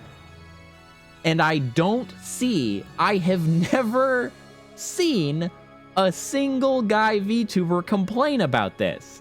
I don't know if it's actually happening. Maybe it is, but it's like, they're not commenting on those posts. They're making their own posts. And, like, you can just kind of make a post and just pretend that context exists. Maybe it does. Maybe it doesn't. But, like, think about the chain that can occur, right? Like, if somebody even gives a reasonably nuanced take for some of the challenges that, like, male VTubers have. There are some challenges that male VTubers have. They do struggle, I think, to get attention. But the response to that likely misses some of the nuance of what they said. They just simply go, yeah, but don't invalidate all of the hard work we did, which is probably not what they did, right? But, like, they say that, and then anybody that sees that response but doesn't see the original post has lost even more context. So we're, like, playing the worst game of telephone ever, and it just spirals into these assumptions and problematic, like, echo chamber complaints and things. And I just, like, what the heck is happening?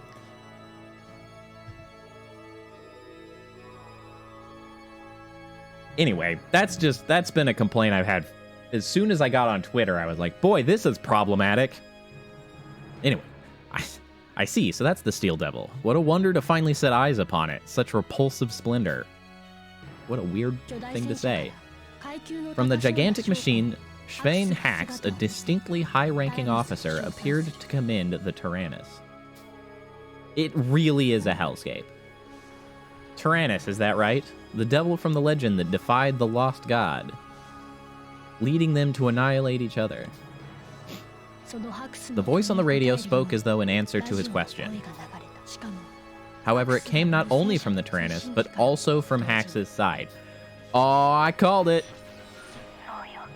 That's right, Hax. Now, my children, allow me to introduce you to the Tarascus.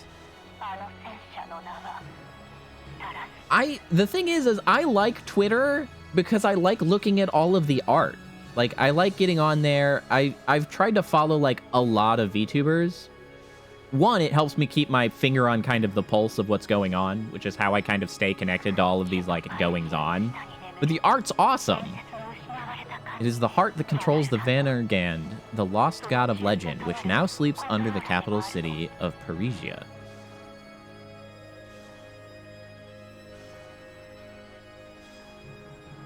Yeah, but there's too many people who try to use it as, like, a real legitimate way to, like, communicate, and I don't know, like, it's not a good place for, like, meaningful discourse.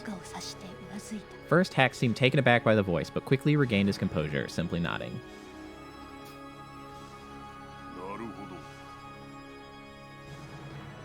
That voice guided them as well. Huh, now I see. She prepared an elaborate stage for us. Very well, allow me to use this to my advantage. I knew it! Sort of. And also hear the voice? How is that possible? She seems to know about that tank and that Burman officer, Hax. Seems like Hax just realized we could also hear the voice on the radio. What does this mean? What should I do? The children were thoroughly confused, unable to understand what Hax and the voice on the radio were discussing. Allow me to introduce myself properly. My name is Svein Hax, Colonel General of the Burman Army. Appointed by the Emperor himself, I am the Supreme Commander of the Gasco invasion. As foretold in the legend, the heart of the lost god oh, maybe it's the voice of the lost god. Vandergand, its core, was undoubtedly here. These good people of Gasco excavated the core for us so we could integrate it into the Tarascus, yet it kept refusing to activate. But the Tyrannus brought the core back to life, almost as though the two were drawn to each other. Can I, like, mash them together into a super tank? The Tarascus, letting out a foreboding wail, began to shake violently.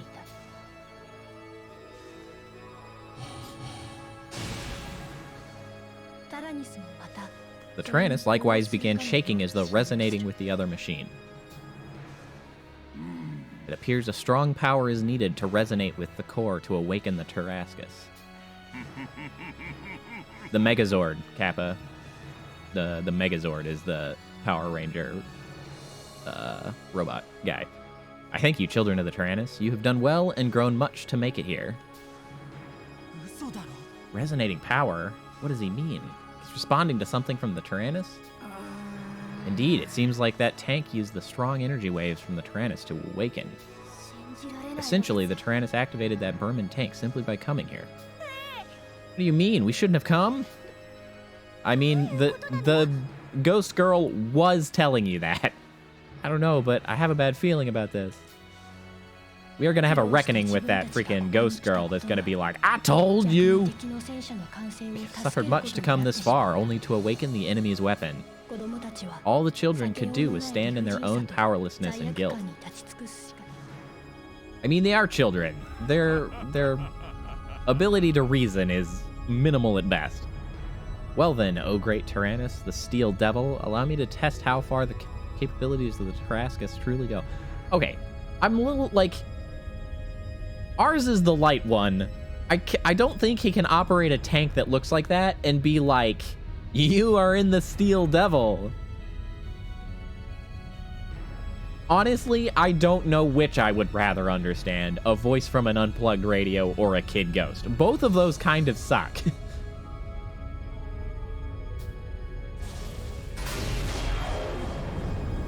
I would love to see somebody be like, I freaking told you so.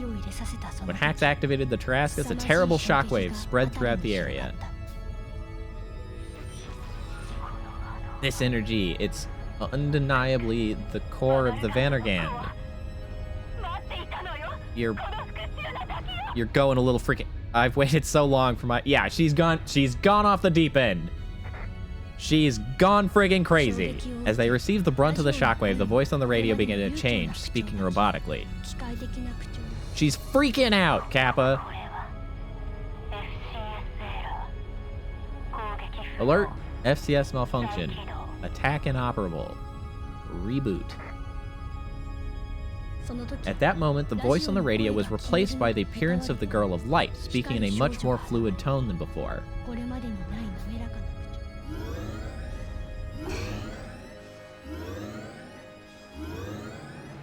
Okay, so are they like two sides of Girl of Light? Are you... As the oldest, I've got to keep it together, especially in times like this. I forgot to read that, but the ghost girl showed up and she's like taking control, switching to defensive measures to save the crew. Well, what's happening? The no-no is going haywire. The no-no, by the way, one is a stupid term, but two, it's essentially like the mana, the ether. It's like the magic force is the no-no, which is a dumb name. Unable to retreat, system rebooting, proceed with offensive action. I might have been right. I think that might have been the voice of the other frickin' tank that has been leading us thus far. I think, yeah, the ghost girl is the one that was actually our vehicle that we should have been listening to. Okay, so we can target the cannon, and we can target the tank itself. Um...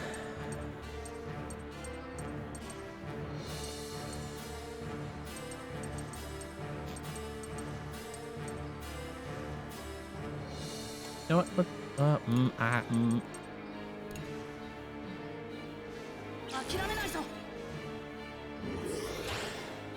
Yeah, that's fair, Scoballs. That's fair. Like, the voice of the core does seem more accurate. I don't know what it was talking about revenge, though. Why is the Tyrannus handling so poorly? Come on, move it. It's moving like everything's completely burnt out. What's going on? Everybody snap out of it. We got to avoid taking as much damage as we can. Oh, that's a lot of... Oh, actually, they're pretty low damage. Okay, that's not crazy. Skills, where's the one? Damage received by the Tyrannus slightly decreased until the end of battle. Yep, reinforce, baby. Tank those shots. Charge, 3 more turns on the energy charge. Okay.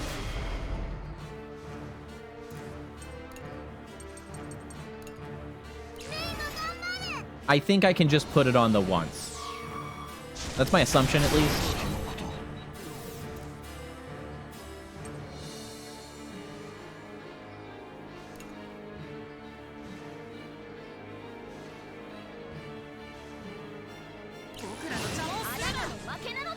See if we can apply any status effect.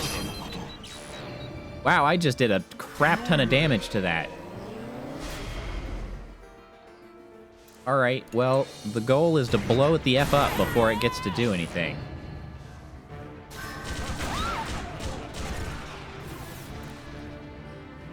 How many turns were left on this freaking thing? Shoot.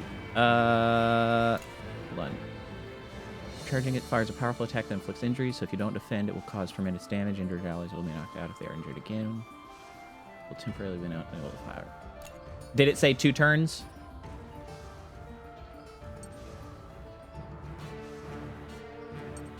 Shoot, man. Oh, wait. Wait. We can switch her up. Okay. We can delay it. We can delay it.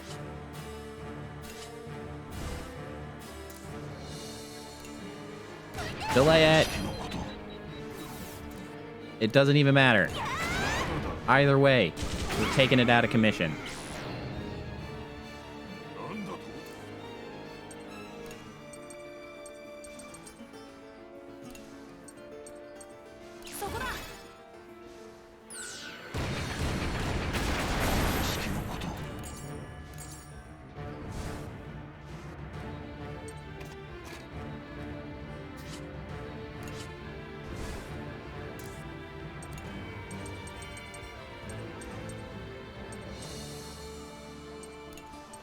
Well, there's a very small chance of getting an actual status effect on.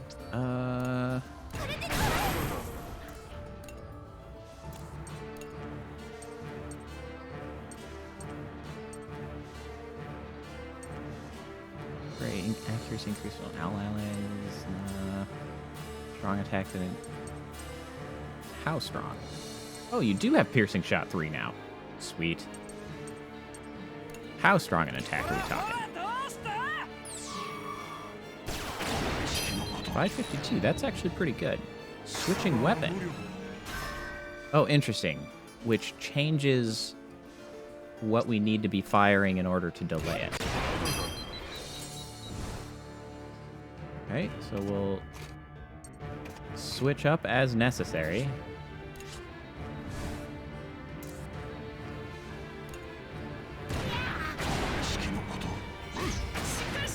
Ow. That's a lot more damage than it was before.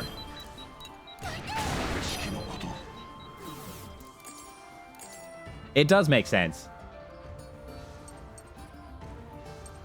Let's heal.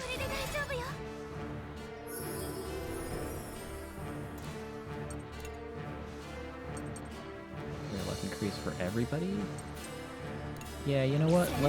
Let's use some of them buffs, baby. Give me that luck increase. Ooh, a link attack. You know what? I'm going to hold on to that because I'm sure it's going to repair... Yup, it's going to repair the cannon.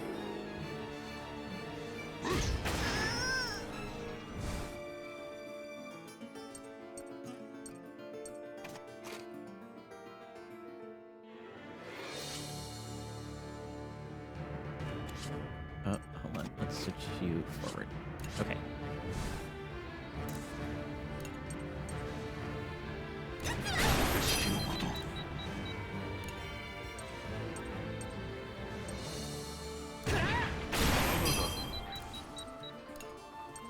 Skill, piercing shot 3.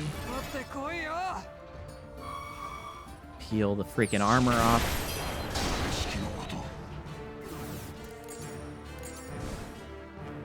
Switch back this way.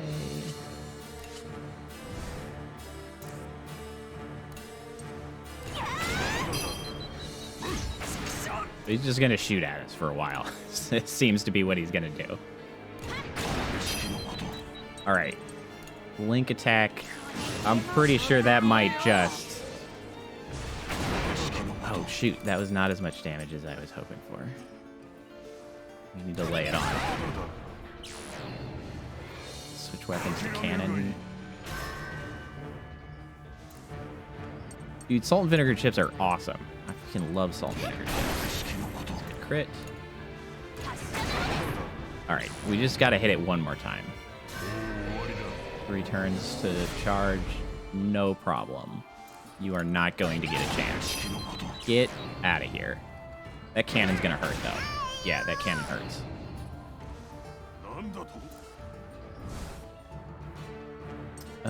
Let's... No, we're gonna do this, this.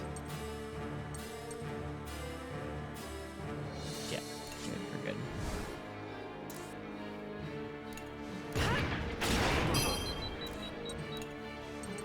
Strip that armor. I will say this, I mean, partially likely because we got distracted talking about current events, but this chapter has taken me a lot longer than I expected. Vinegar is such a good flavor. It just does not get the credit it deserves.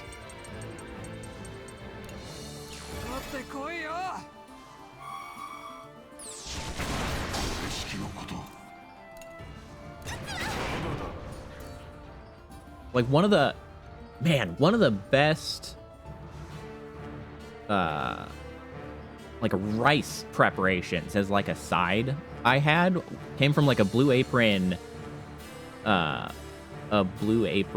meal kit, and it was sushi rice, mirin, and rice wine vinegar.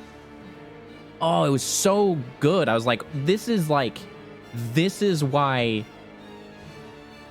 like East Asian countries can eat rice for every meal, because they actually put flavor in their rice. So good, especially if you have some furikake seasoning, which is, for those unfamiliar, furikake is just like literally a rice seasoning, and it's a genre of seasonings. It's like you get them in those little shaker canisters, and that maybe they're like, it's like, sesame seed and like sesame and nori, so seaweed and like a bunch of like flavors, and you shake it on top. Or it could be just like a variety of flavors. There's like a whole section if you go to a Japanese market, probably an Asian market in general, is like furikake. Yeah. Scobalt knows what's up. Oh man, so good. I had that and I was just like blown away. I was like, rice can be so good on its own if you just put the right things on it. So delicious.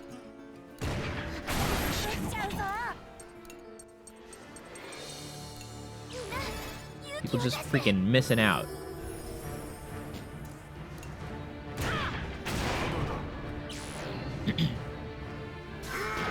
Two hit, whatever. Casual. Easy. Alright, we got the freaking thing back up. Oh, we actually have another link attack, though.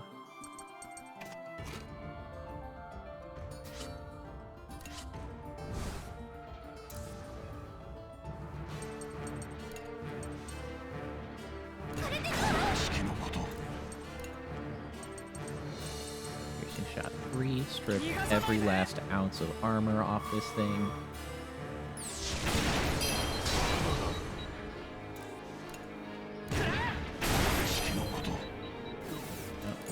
We focus down the giant cannon. You know, unless this boss decides to, like, change up his plan, he is kind of easy. I'm sure if I were to screw up and not properly handle the secondary cannon, I would be screwed, but I will just nuke the ever-loving crap out of him. Piece of cake, man. Look at that. Boom. Get out of here. Your demon tank is no match for our demon tank, question mark. Is this the power of the great devil that plagued the Burman army? I have to say, I'm disappointed. I'm sorry. Disappointed, I just beat your ass. No, don't plot shenanigan me. Can't be, not a scratch, even after giving it all we've got. Don't plot shenanigan me. This level of attack, it will be simple to counterbalance with the energy shield of Venergen's core.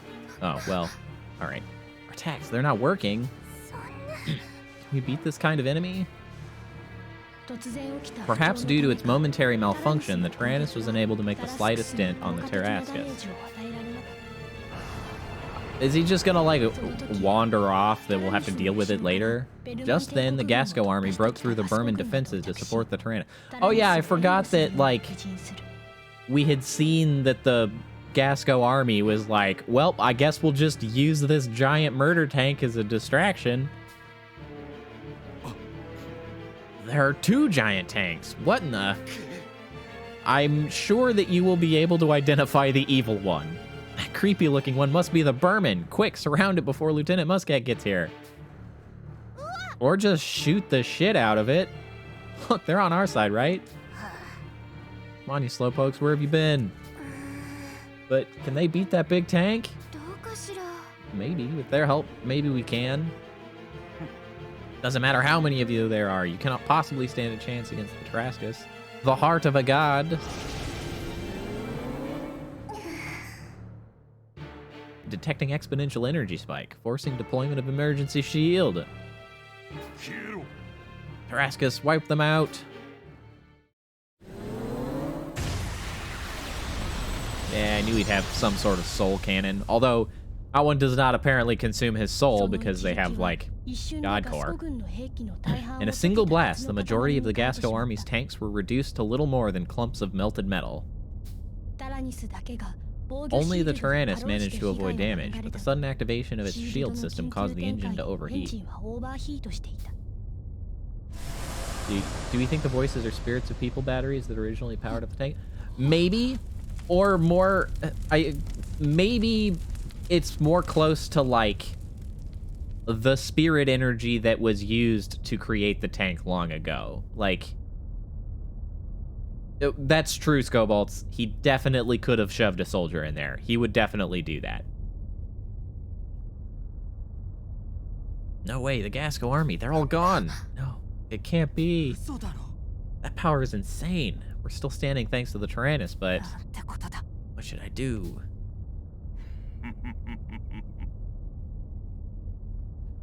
Well, yeah, you said, like, voices, though, and I was thinking, like, multiple people, but there's only the one is really the thing. There is not several. There is just the one in our tank, and then seemingly the God core. I don't know if the other tank is talking. I'm not sure. The other voice seems to be, well, and something that I had let slip my mind is that we know, I don't think the voice on the radio is the other tank, because the voice on the radio talks us through what happens, us as in, like, the player, the first time we die because it was unavoidable, the scripted death, and then the time rewind. The voice on the radio talks us through that, indicating that it is outside of time and the world, you could say? There's clearly some sort of deity thing, and is likely outside of both tanks. Might be the God Core. Seems to be a problem with adjusting the energy supply from the core. Thanks for helping me test it. Heh. There is still much to be done, if you'll excuse me, children of the Tyrannus. With a satisfied expression, Hax began to move the monstrous Tarascus forward. Ah, that was scary. That freaked me out. Gosh, darn it, this isn't fair. Yeah, he melted the army. Come after me if you want. I'll be waiting for you in the capital of Parisia. An asshole. With the lost god Vanergand, of course.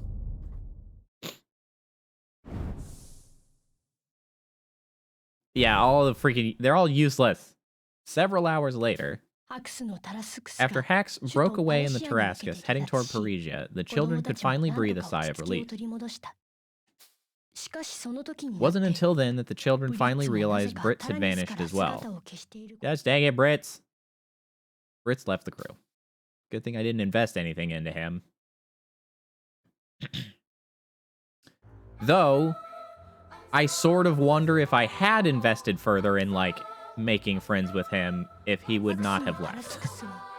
With the remaining Burman troops, Hax set off toward Parisia aboard the Tarascus. Meanwhile, the children discovered the last camp in the volcanic lands and rushed to free the prisoners.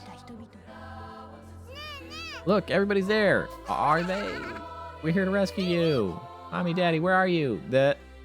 Here comes the sorrow.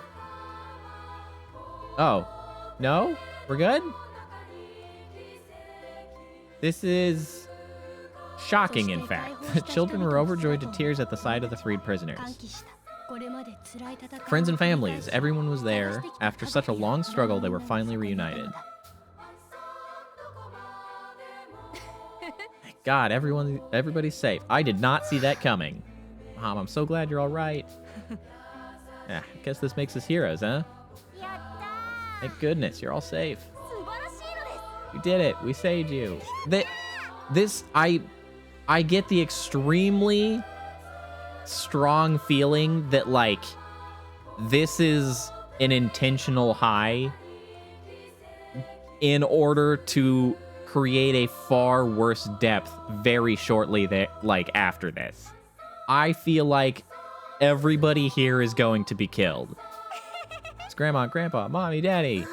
Mom, Dad, it's me. I'm so happy everyone is safe. Glad for you guys. Sorry, Jen. Your dad was already killed. That's unfortunate. And so ends a job well done. Gosh, I'm such a great leader. Yep. Wappa, don't make me put you into the cannon. I don't know. Probably. I'm sure there would have to be some sort of additional commentary, right? About like, oh, where's this kid? So we have the order of operations. Wappa, who is annoying, into the cannon first. Jin, who already lost his family, into the cannon second. Just as the children were overjoyed with their reunion, the voice on the radio spoke. I'm not going to trust you, voice on the radio. My children, listen carefully. The battle is not yet over. Dude, are we not going to talk about the freaking freak out? With the Tarascus, Hax is heading to Parisia to awaken an ancient weapon of destruction that lies under the capital. If that happens, the whole country will be annihilated. Everyone, even you and your rescued families, will be engulfed by the evil flames of that ancient weapon of destruction, the Vanergand.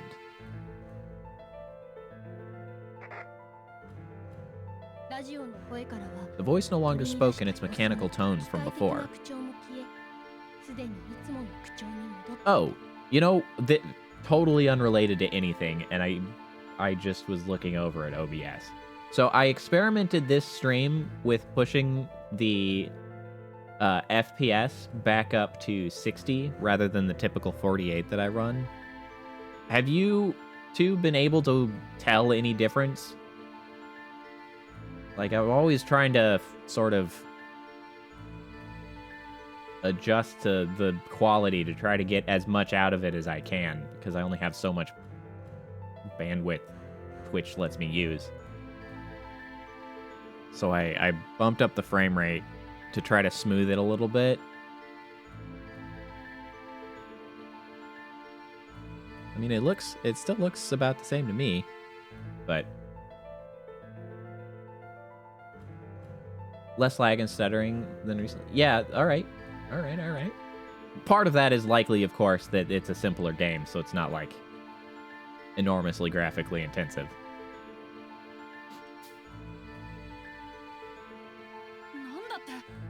You said the ancient weapon of destruction Vandergand. Why would it be under Parisia? Why would the Burman want to activate something like that and destroy all of Gasco? Why now? Why now that we finally got our families back?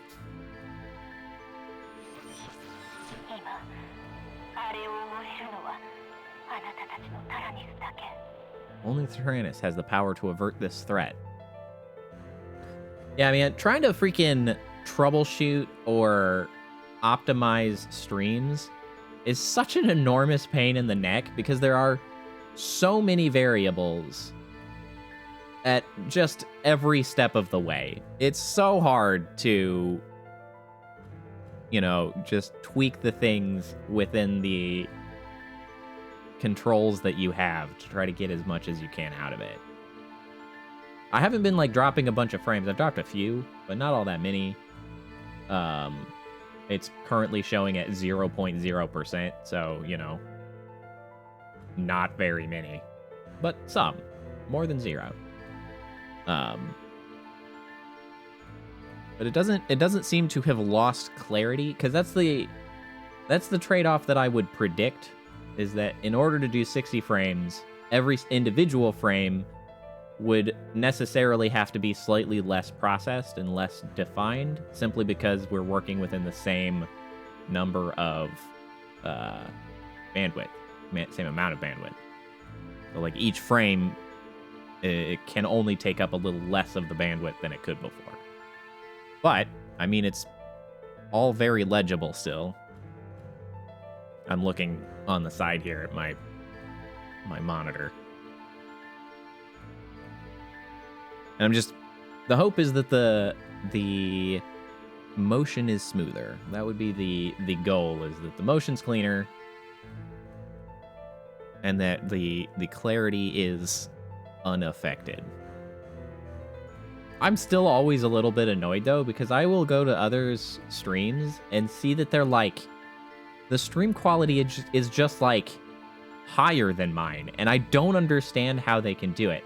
The only thing that I can think, I wish I had an NVIDIA card to use the NVENC encoder, because I think the NVENC encoder is better, but I don't. So I just have to deal.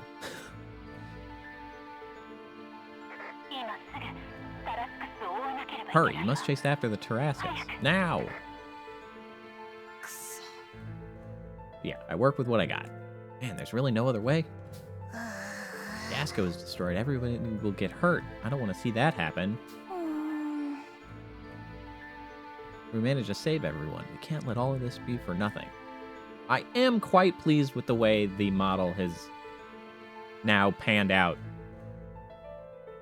I need to, like, look into slight improvements on it, because I haven't done anything to it in quite some time. I'm just, like, coasting on my successes. Honestly, I actually want to do a video at some point, or really more just, like, a stream at some point, talking about, like, the technicals of streaming, and, like, I did the 2.0 upgrade. Yes, I did the big upgrade, and I haven't, like, poked at it since I did the big change. And there's a few, like, smaller things that I would like to change and just, like, make a little bit of refinements on, but I just haven't. But yeah, I have wanted to do, like, an educational stream of, like, you know, streaming and what it means and how things interplay with each other and what you can do to adjust stuff. All those technical sorts of things. I just haven't.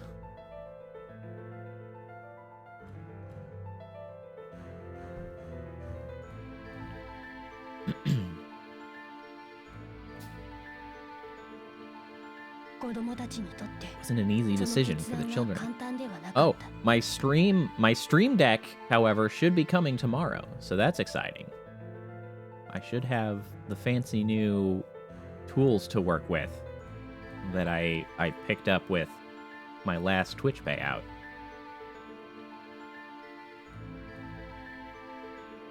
Wasn't an easy decision for the children. Not only were they terrified of the destructive power of the Tarascus, but they also began to doubt the voice that had guided them thus far. Yeah, you think? How unfair it was to finally reunite with their families, only to be parted again.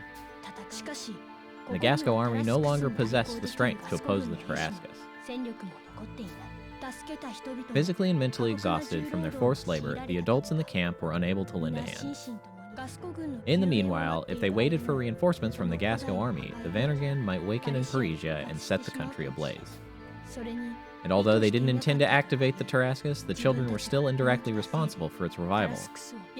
Together with the Tyrannus, we're the only ones left to protect this land and the people we love. As the adults pleaded for them to stay, the children reluctantly boarded the Tyrannus with heavy hearts.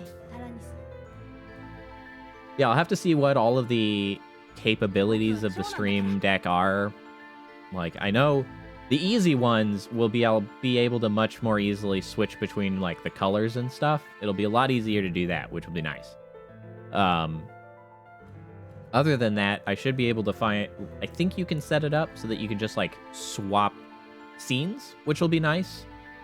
Because if I can less frequently have to, like, mouse over into OBS and just use the stream deck to adjust stuff, like switch scenes, mute desktop audio, all of that stuff, that will be quite convenient. That's the goal. I have to protect everyone, because I'm the oldest, as Malt says repeatedly. That's right, this is what we need to do to save everyone. For crying out loud, looks like I've got no choice. You can count on me, have dinner waiting for us. Statistics say the odds are in our favor to save everyone. No, they don't. Grandma, Grandpa, just a bit longer. We'll be back soon. Alright, I'll give it a shot. Okay, yes, we're sounding off. There's nothing else we can do to save everyone, right? There's no turning back now. Let's see this to the end. Ah, gee, nothing will get done unless I lead the way. Shut up, Wappa. Get in the cannon. Just be in the cannon on standby. That's where you belong. Inside the Tarascus.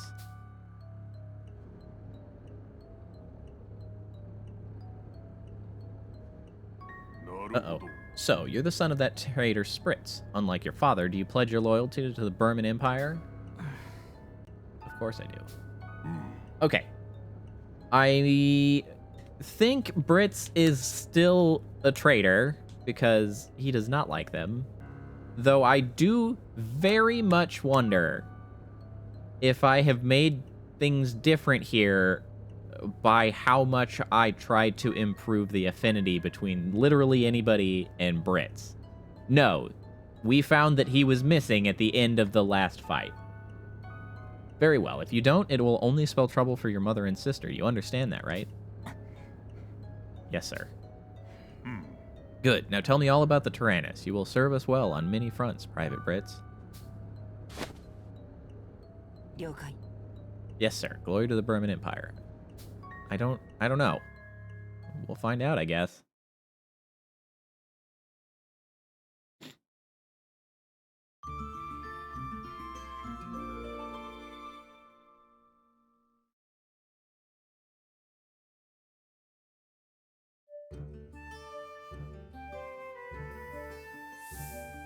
Well, they're the Burmans. You might find that they are all quite Nazi adjacent. A new entry has been added to the Burman reports. You know, the Burmans from Burmany. Although they don't actually call it Burmany, they just call it Burman, which is a weird name for a place. Oh, I forgot to read the last couple chapters of the Adventures of Sucre. Miele, take Madame Assam somewhere safe. Okay, but where? Woohoo. Woohoo. Yeah, that's it. Kreml will show the way. Okay, Madame Assam, let's get that cave. All right. Brr. Brr. Darn it, how am I supposed to beat that thing? Brr, brr, brr. Beep, beep, beep. Radio? Gosh, it's really hot. It's like the radio's gonna explode. Getting hotter the closer the golem gets. Reacting not only to the pendant, but to that golem, too. Grrs. You little nimble brat. You've got nowhere to run. This is the end. Haha. I don't think so. Doctor worked hard on this invention, but... Doctor, I'm really sorry. Whoosh. Kaboom. Arr. To be continued. Sklop. What? This keeps up. It's gonna suck me in. No, give me the gate key, Professor. I control it.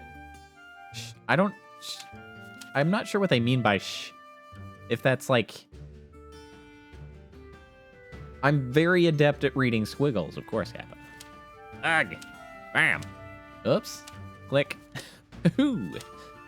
Good girl, Crema. All right, this is what we do with dangerous things like this. Ugh. Whack. Good, the gate key. Vroo. Brr. I'll get you for this. Just you wait. Till then, laddie. I won't forget this. Vroo. Hole in the sky's closing. Now there shouldn't be any more vanishing incident. Okay, Berman reports. Flamkish's note. To my beloved father, my mind hasn't been right ever since I lost you. After becoming an orphan when I was around 12 years old, you took me in as your own daughter and taught me everything. Academics, strategy, tactics, and my whole ideology. I intend to uphold your teachings so as not to disappoint you, but I think something inside me shattered when I heard of your death at the hands of those Gasco savages. Can I just say that that sounds incredibly self-aware for someone who apparently had something inside them shatter? Anyway, when a factory manager refused to cooperate, I had him executed as an example to the others. Perhaps my old self, with your teachings, could have avoided spilling blood. I don't know what to do. Spy's journal. In the end, I betrayed my homeland. I relayed the Burman plans of the Gasco invasion to a leading Gasco official. They will likely aim to strengthen defenses quickly against a Burman attack in Parisia. At the very least, the Burman who learn of this information will have to delay the timing for the invasion. However, there is little doubt they will have learned of my betrayal. I cannot imagine they would let me contact my family. Even if I could, it would only place my own digressions upon them? Okay. My beloved wife, my beloved children, Fritz and Frida. I knew it was Fritz's dad that this was. I cannot ask for your forgiveness, but my only intention was to do the right thing. I wish I could have seen you again, just one more time. I knew that that's what that spy's journal was.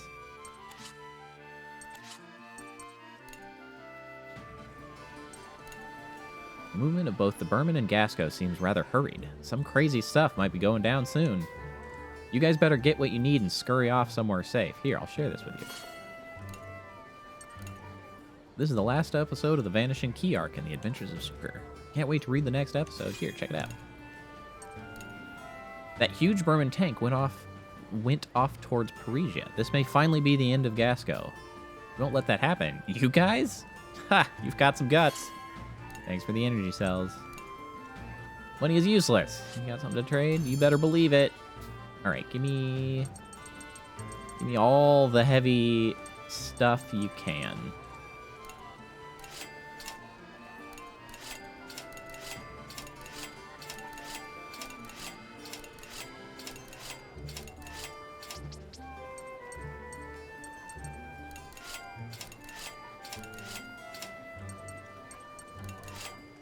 Have to mash buttons for a little bit to get these traded up. Do.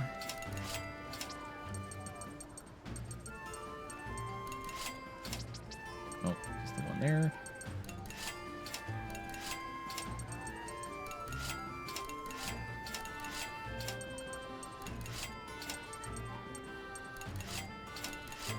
Boy, I have a lot of heavy breaches.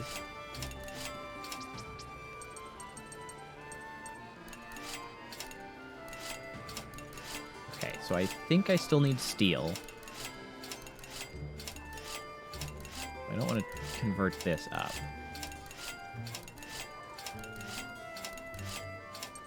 A decent number of titanium.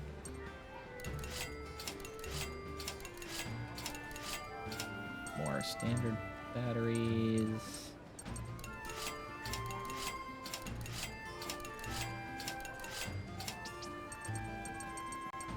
Ooh, I can make some complex tools.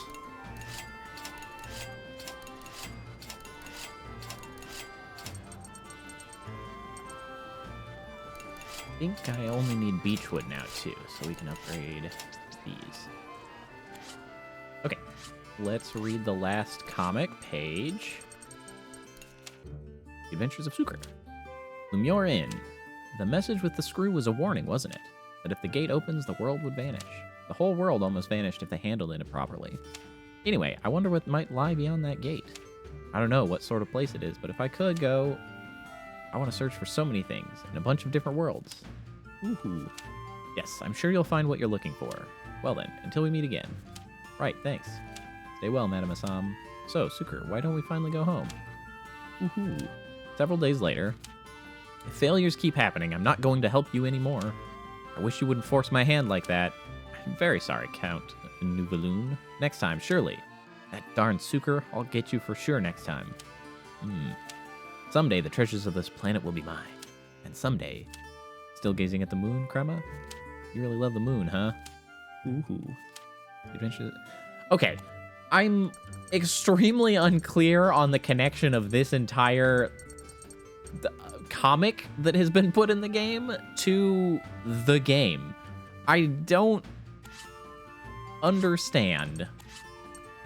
That's fine, I guess. It is incredibly unclear to me how that is connected.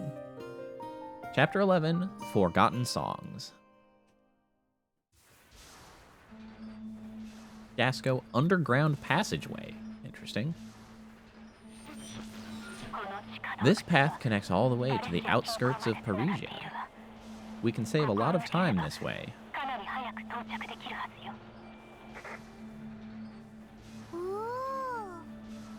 Of course. I'll just explode the radio. Oh, this place is so cool. Yes, it looks like plenty of the no-no, the source of spells, flows out here. Thank you. Thank you for explaining the source of spells again. Gosh, this cave's a time saver. We should have used shortcuts like this from the beginning. Leaving Lhasa Apso, the entrance to the mentioned cave was in the mountains. Although the voice had always guided them well, the children were torn by a myriad of feelings and had no other choice but to obey it. The voice, as it communicated across the radio, posed a risk of being overheard by the enemy. It was during the fight with Hax that gave them the distinct impression he already knew the voice. For the moment, all they could do was suppress their suspicions and go where the voice directed them, into the cave.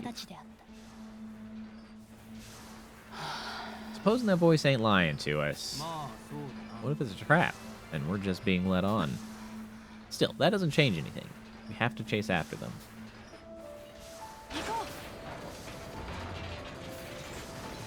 Alright.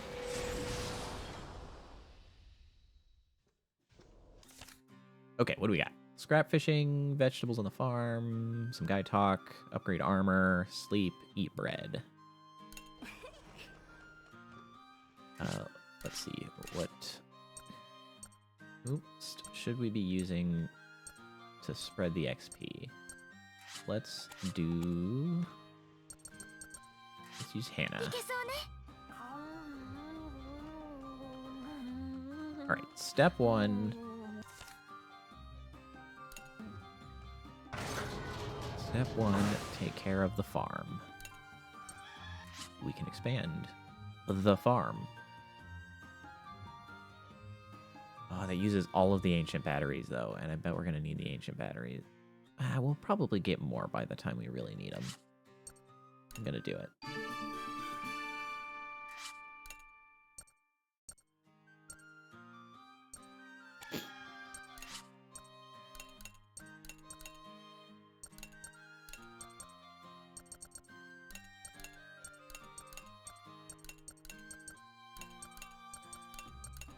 Oops. Potatoes. 1, 2, 3, 4, 5, 6. Okay, I can't quite plant everything. What have I not planted? Tomatoes, I guess. Yeah, tomatoes I don't have. That's fine.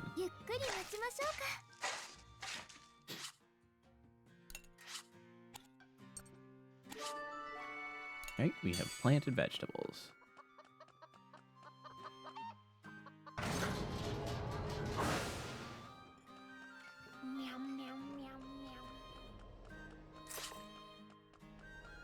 Lead line.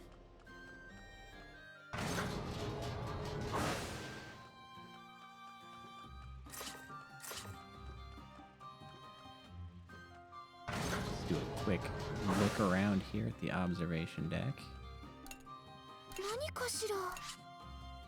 The Malamute Underground Passage, a long underground passage that extends from the suburbs of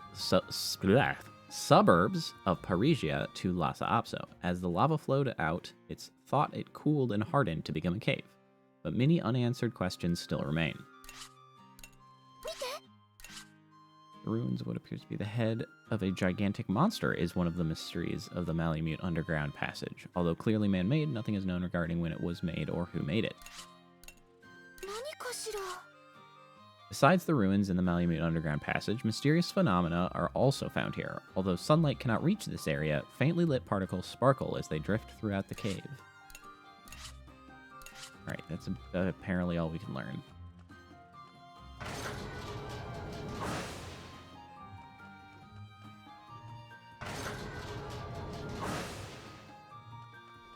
So somebody wanted to do some scrap fishing, so let's bust out some quick scrap fishing.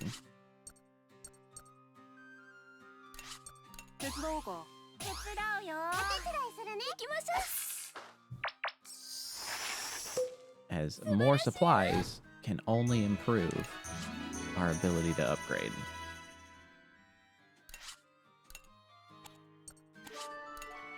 Right. We have done the scrap fishing for you. Got one who wants to sleep. I don't know if you're going to get a chance to sleep, my friend. We have upgrading to do. Can we eventually not have to use steel? Can we move out of the steel era, please? We can. It is now titanium time. Except for the reactor. Reactor still needs steel. But I have enough. We just need a bunch of standard batteries right now. Machine gun up as well.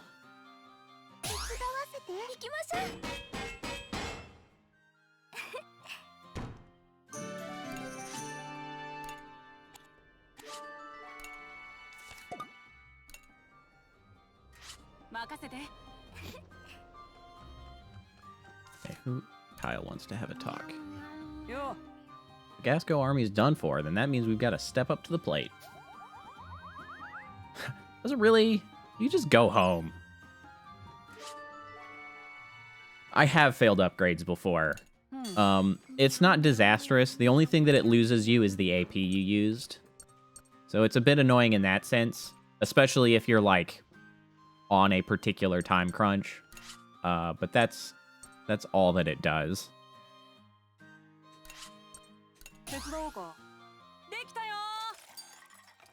You don't use like the materials or anything, which would be far more irritating if they were to do that. Yeah, losing the mats would be just the worst.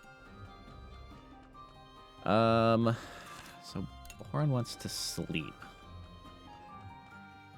Do we want to do that? I mean, it's probably fine to sleep. It is free XP. So, I mean, and free XP is not the worst thing in the world.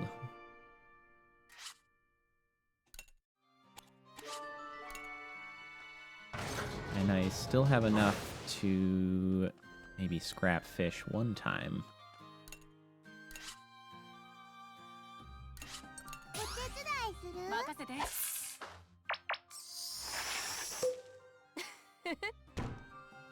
Nice.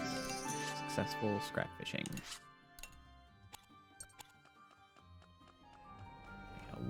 conversation to be had.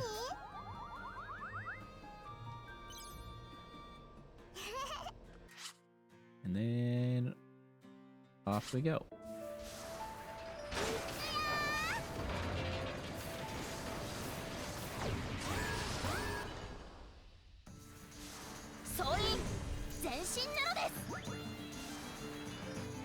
Okay, so we got 2 flyers.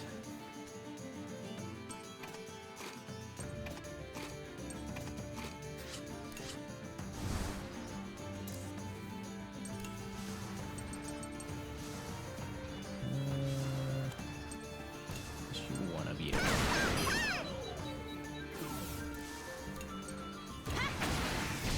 Alright, we'll just outright kill you. That's easy enough. Dang it. Close, but no cigar.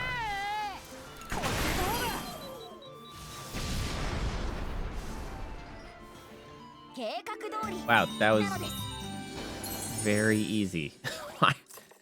Okay.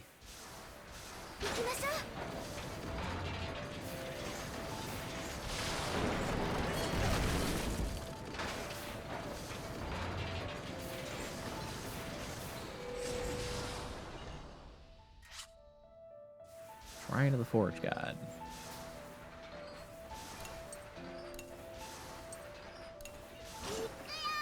In we go. Okay, so we got a couple bullets behind here. Wow, that's a stack of what? 3 walls? 4 walls? 1, 2, 3? 3. I think 3. There's the chest. There's another stack of 3 with at least 3 bullets behind. So that's a neutral one.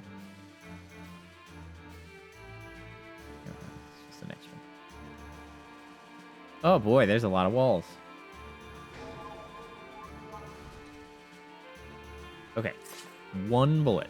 That's what we got. 1 bullet. Oh, jeez. Level 3 ones are starting to be very large.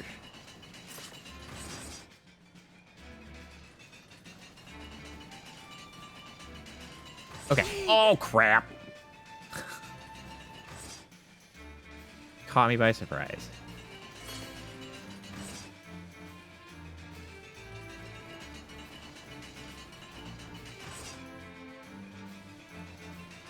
Alright, we at least have the treasure key.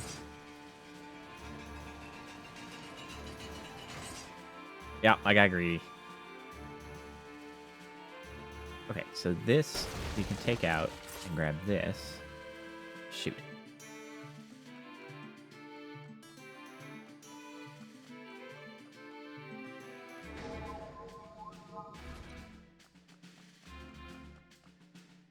What? How?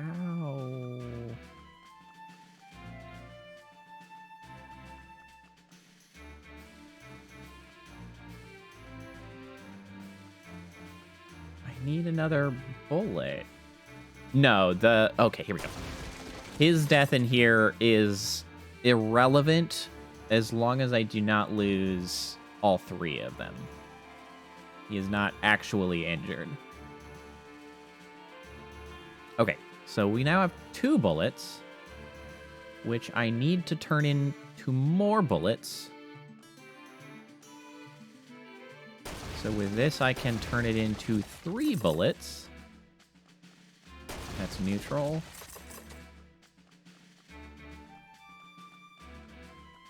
Okay, let's double check up here.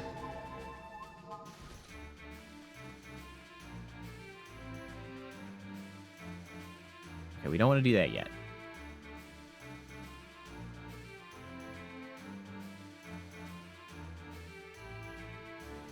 So 2, which we turn into 2 more bullets.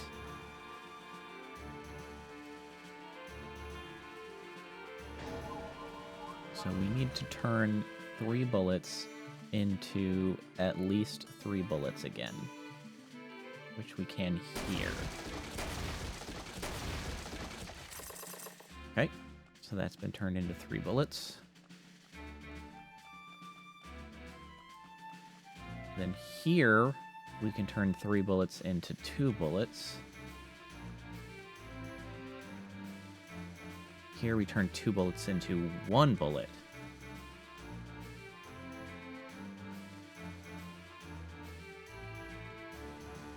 I think that's the only 3 wall left. I think that's where we gotta go. I'm just gonna double check though.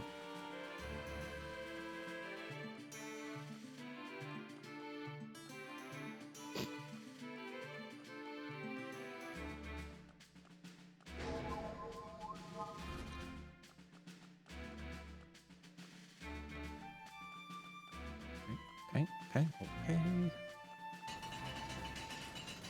And this was all done already. Yeah. I'm reasonably confident in that. Okay. Ah. That's a 1 that doesn't give us any back. So we need to turn the 3 into 2 first.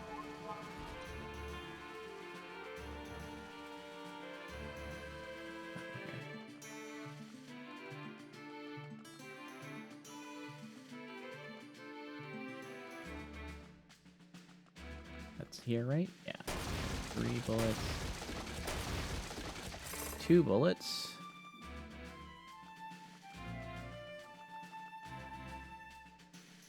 And turn those 2 bullets into 1 bullet.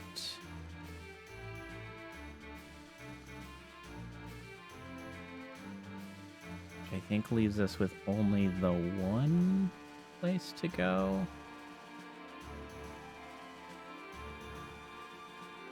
There's a lot of materials here. A real pain in my rear to get through it all, though.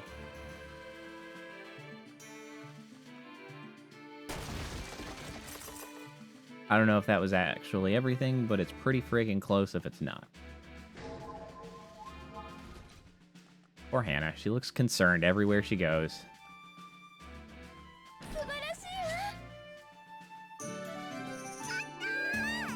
We get an S. We got an S. We got an S. We got it all. Temporary attack increase on all allies. Very nice.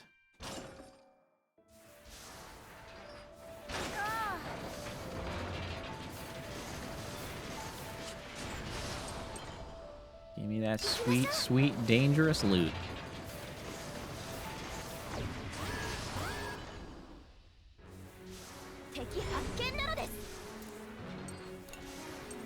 Chit chat. Link attack gauge builds.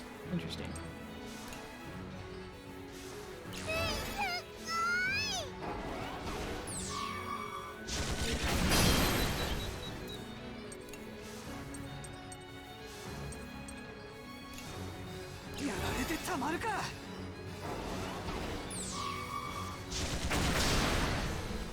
Armor.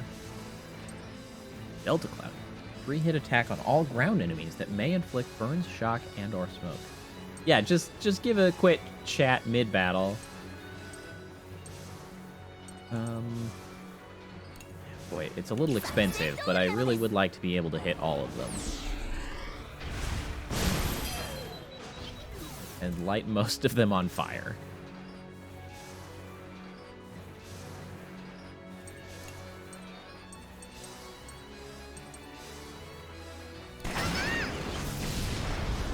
Alright, we're gonna take a few shots, but oh well.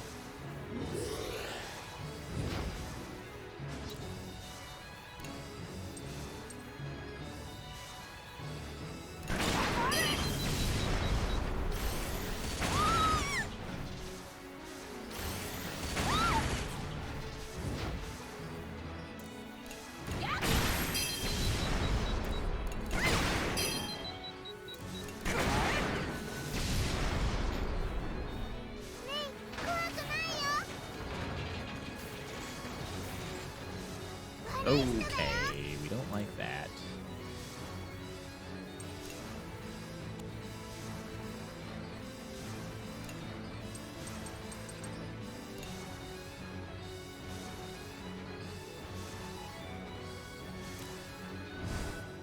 Let's see. don't want the injuries to happen. I really don't like fighting these guys.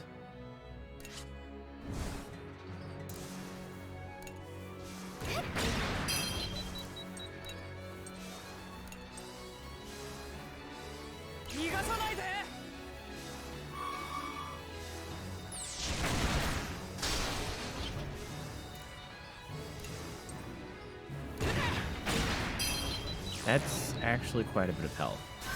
I do not like this.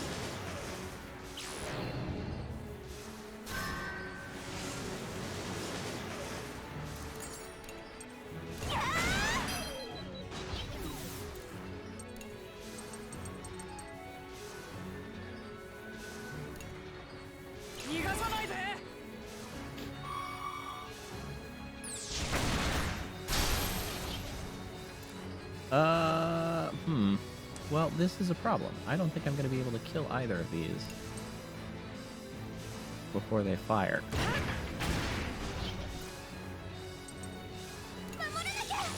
I can get one. The other one is just going to get the freaking hit and do the end.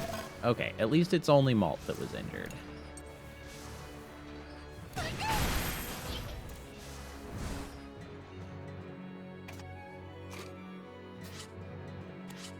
You know what? Let's switch Malt out just in case we don't make it. We do not want Malt to be knocked unconscious. Okay, we're fine.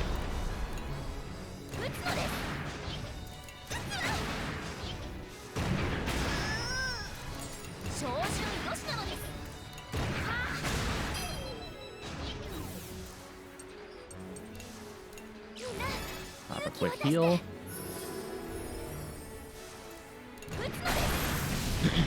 Still have one more wave.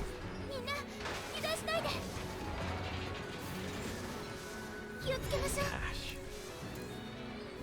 Oh boy. Huh.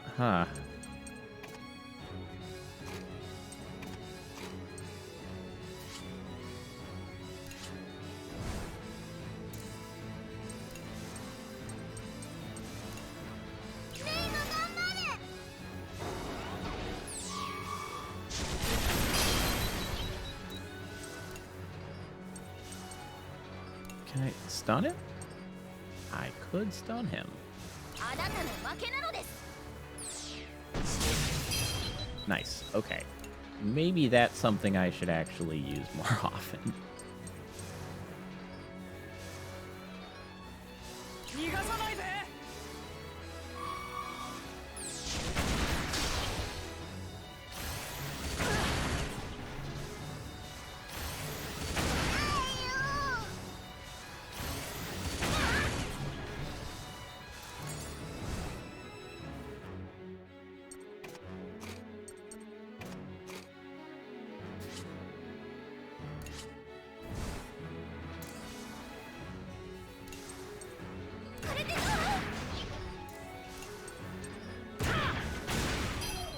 Damage is going pretty well on him.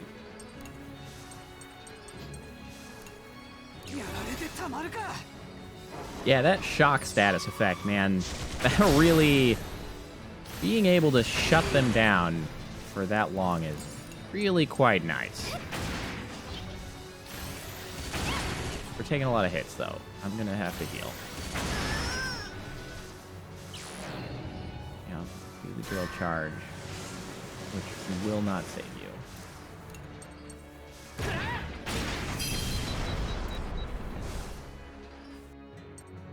Bring Boron up.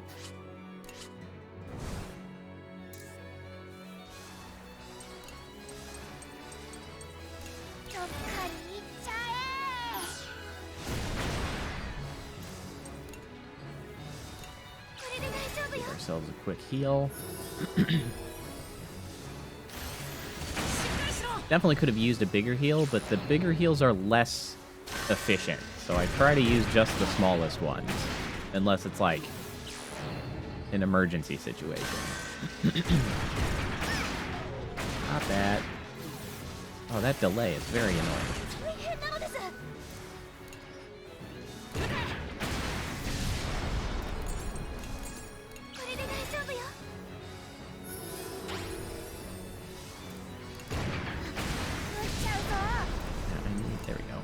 Need another heal.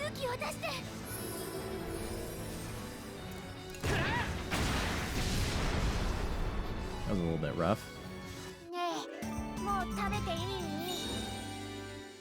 Not great. That wasn't even the actual hard one.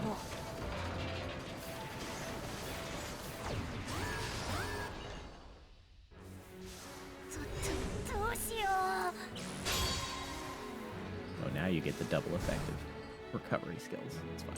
Switch. Switch.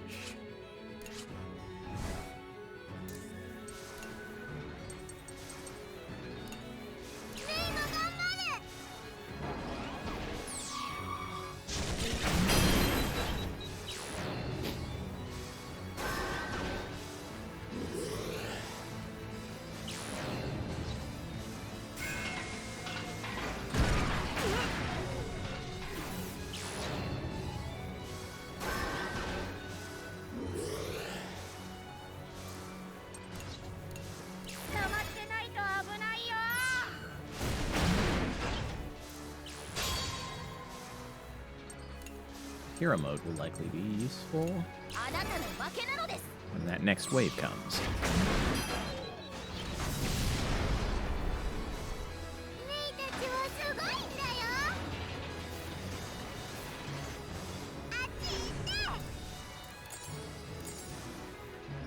Oh well, we could link attack.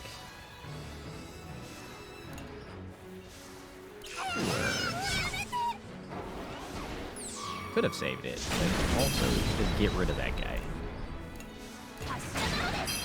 Nice. We lit him on fire.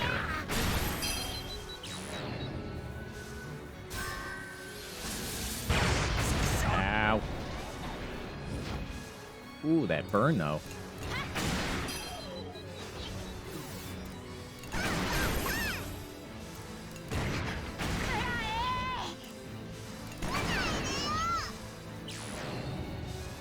I did not expect him to fire again. Should have defended. The burning is extremely effective, though. Wow, he just keeps shooting, actually. I was waiting for him to go into the mortar position, and he just didn't. White zone. Weak attack that may inflict weakness on all enemies. Giga Bazooka. Very strong attack on all enemies, but delays all allies. Wow. The Big Booma.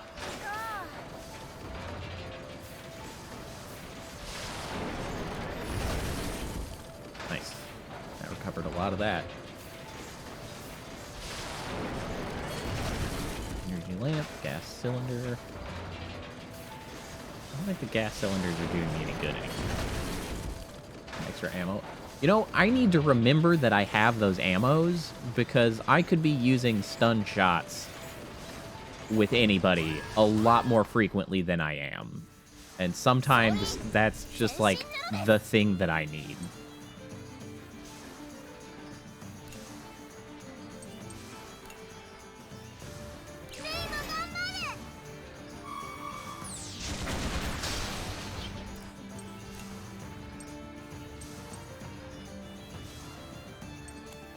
I guess I could just use normal, which has a chance of flying. Okay. Hero mode is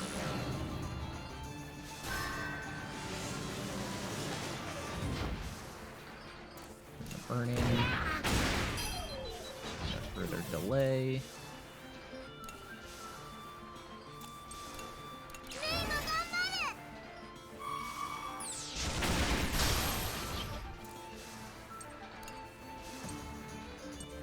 Try to stun him.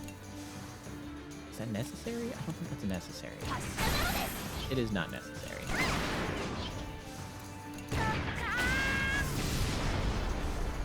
Just clean him out. Oh, that's literally just that dude. That's all that was here. Got a titanium out of him, though.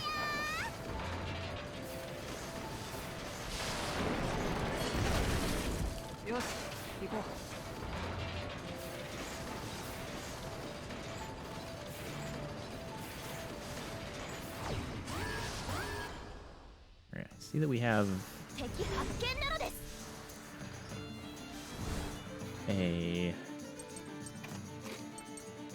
another regenerating. Actually, another SP regenerating spot coming up, so we can use more SP here.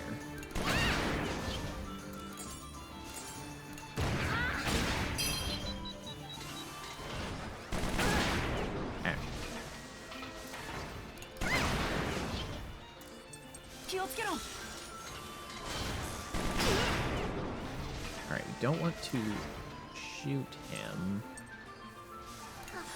Not with the cannon. We don't want to delay him in the current situation.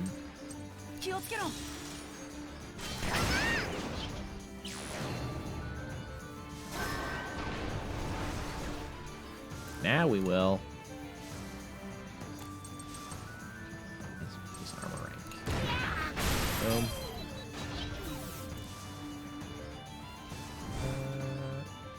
Actually, no. Maybe we just continue siphoning him. Burn, shock, smoke. Well, let's hold on to that.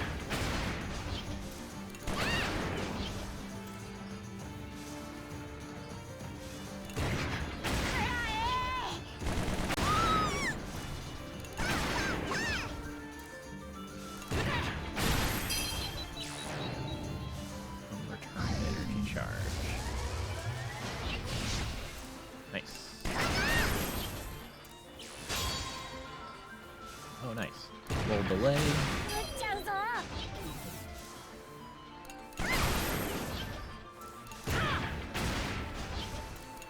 Finish him off? Yes, we can.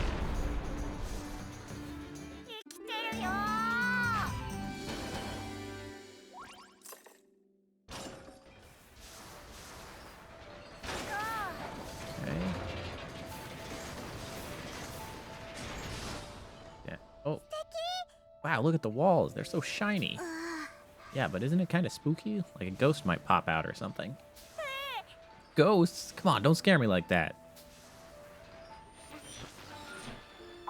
Deep below this continent lies a heap of ruins from the old world.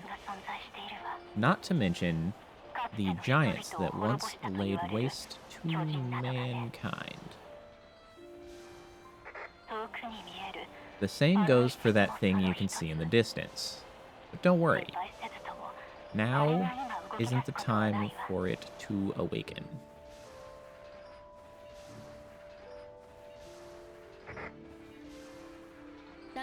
The children gazed wide-eyed at the fantastical setting in the underground passages. But the one that sleeps beneath Parisia is a far cry from these giants, as though squirming to be released from its slumber. That's a very descriptive term. That is the great beast of destruction as told in the legend of the lost god, the Vannergand, our enemy. Really getting mixed signals from this freaking radio voice. The children felt a tinge of resentment in her voice. The Vannergand. I wonder why such a frightening thing is buried below Parisia. It looks straight out of a storybook. If these creature-like statues buried down here are real, then that Vannergand thing must be too. That's a strange viewpoint. Wow, that's a lot of fights.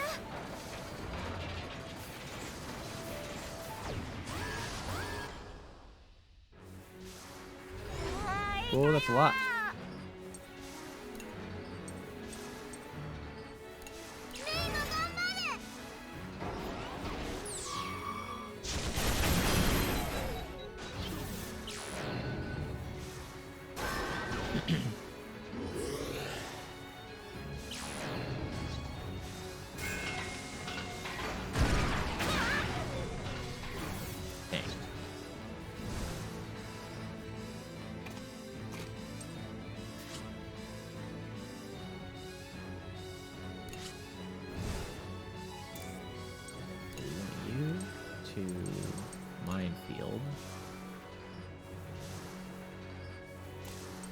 Or I could just link attack, and now we have the tools to clear these pretty easily.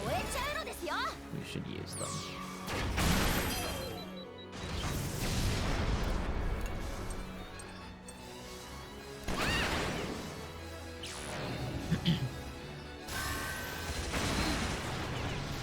Ow.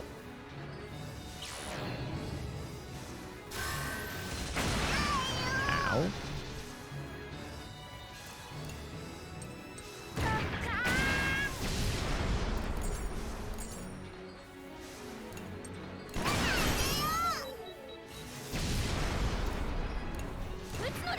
Oh, miss.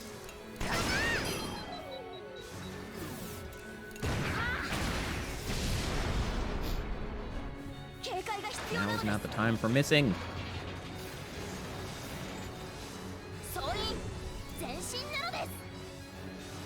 Right now, we might just link attack.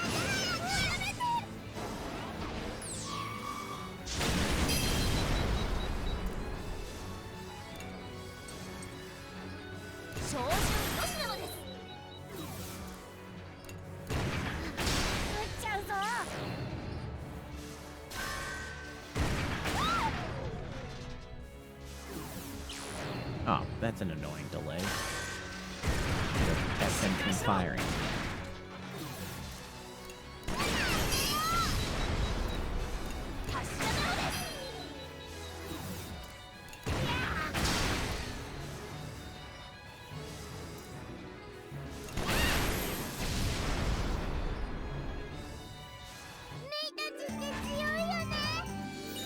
ABS, nice.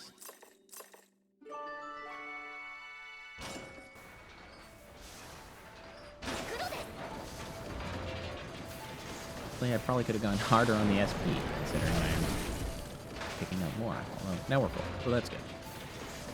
Got a big SP restore coming up, so we can go crazy.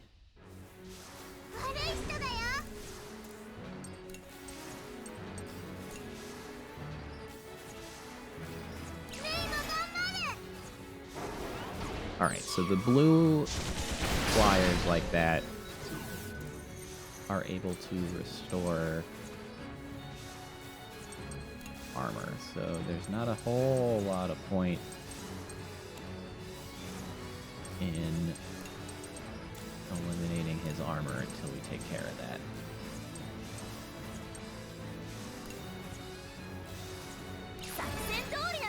Just light him on fire, I guess.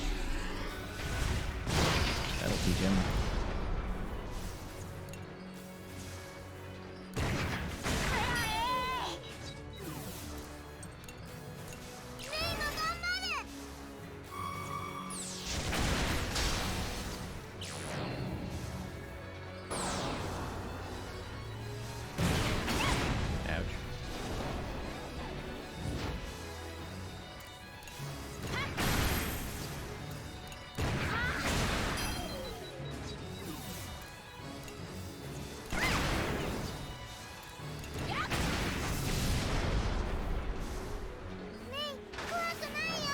Easy enough. What's in the next wave? Okay. More freaking flyers.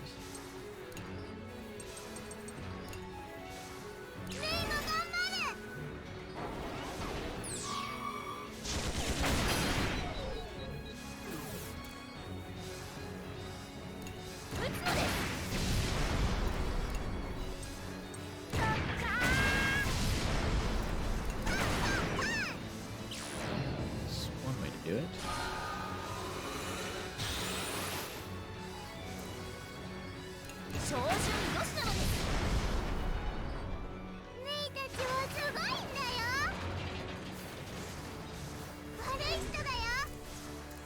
Even more.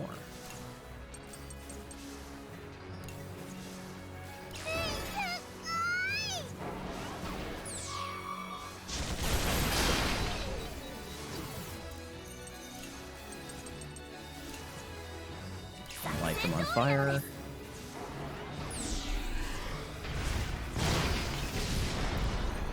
Well, we got some.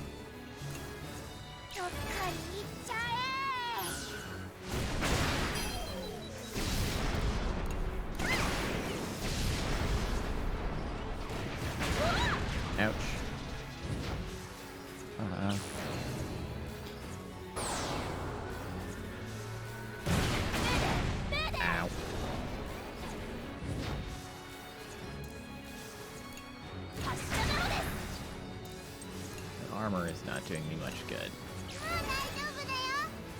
Or I should say, doing me any favors. A more accurate way to describe that. I don't really want to have to peel it all off, though. It's burning and dying as it is.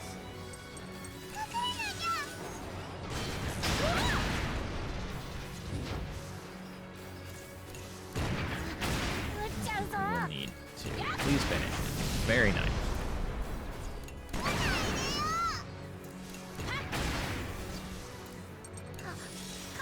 Defense in. He will just burn to death. I can siphon health away with basic attacks.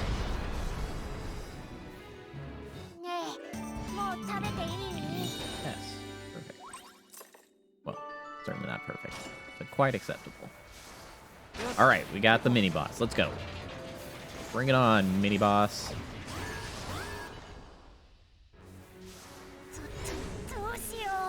Okay, that's totally manageable.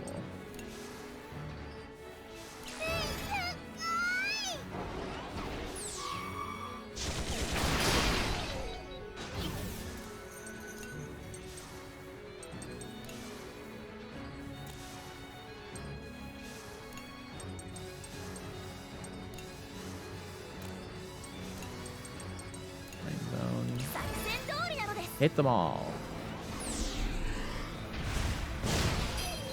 Oh, we missed one. Dang.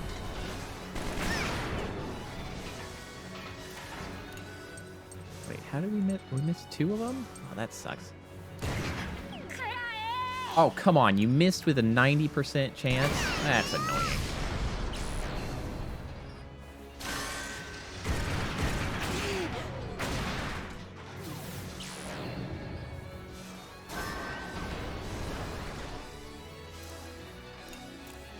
Why don't we just link attack?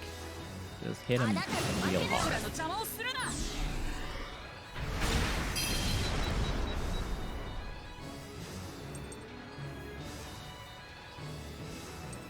Let's see. And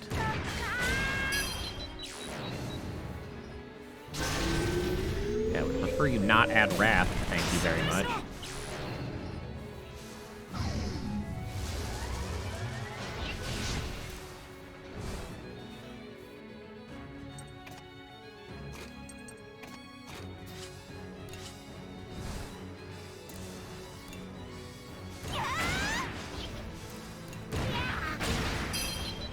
Get him delayed. Is that going to give us just enough to finish him off?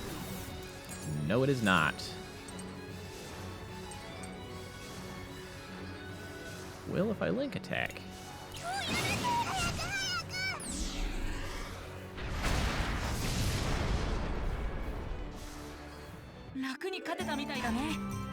Oh. Well, they like that.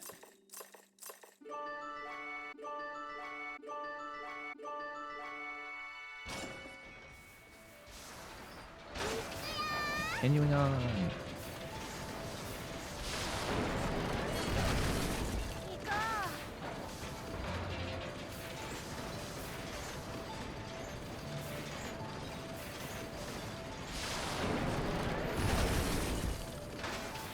A lot of SP back. Very nice.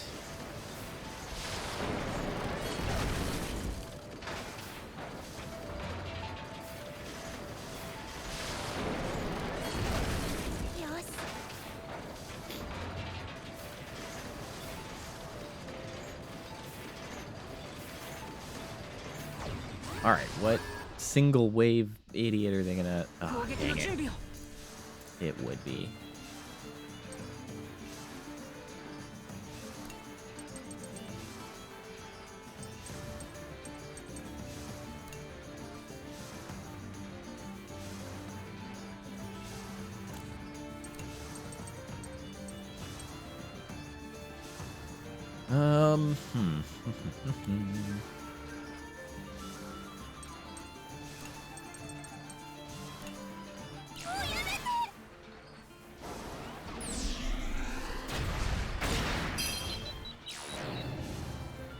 Oh, getting the charges already.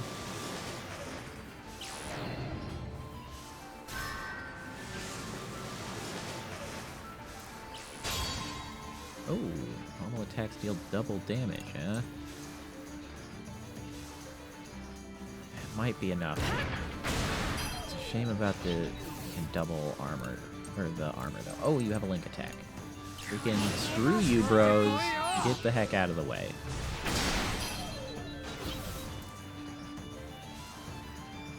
Wow, you failed to actually get through.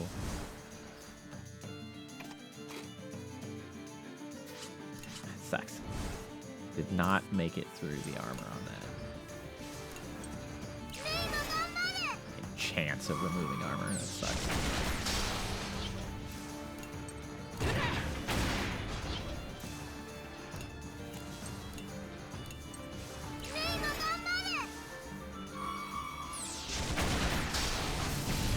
Okay, well, we got rid of one. And now we need to switch Malt out so that he does not get knocked unconscious. There's nothing we can do. Oh, I could have maybe used a shock round. I forgot. Literally again. Yep, everybody else is injured. Cute.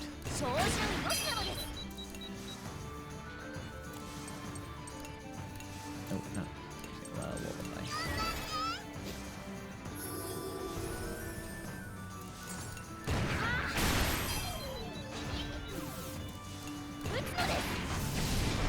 That was just rude. Just sneak in an injury right before the intermission. What a bunch of jerks. As they progressed underground, the Girl of Light suddenly appeared. We're still going to fight? If you go up against the Vannergand, you will lose your lives. When the timbre of her voice seemed clearer than normal, the children once again asked who she was. I don't know. I have to protect you. That's all I can remember. With that, the silhouette disappeared again.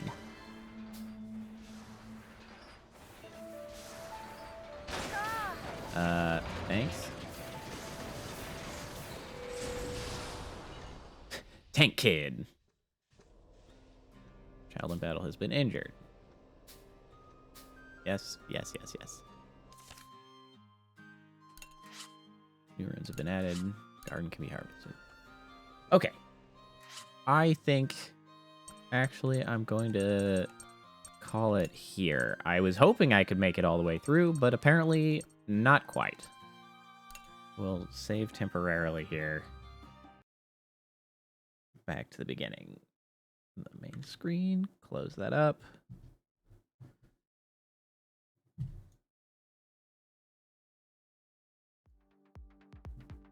All right. Yeah, this way there should be at least enough remaining for a decent stream of it on Saturday when I come back to finish it off. Rather than being like barely any and then figuring something else out to do. So anyway, that's it's coming along nicely. I think it's a good time. Is there anybody streaming currently? No, not really. No raid today. I think I'm gonna go get some freaking food because I am hungry. Thanks very much for hanging out. I enjoyed our opportunity to have a slightly more serious conversation than we have in the past. Current events seem to dictate it because it's going crazy. I will see you guys later. Thanks for hanging out. I will see you Saturday. Bye.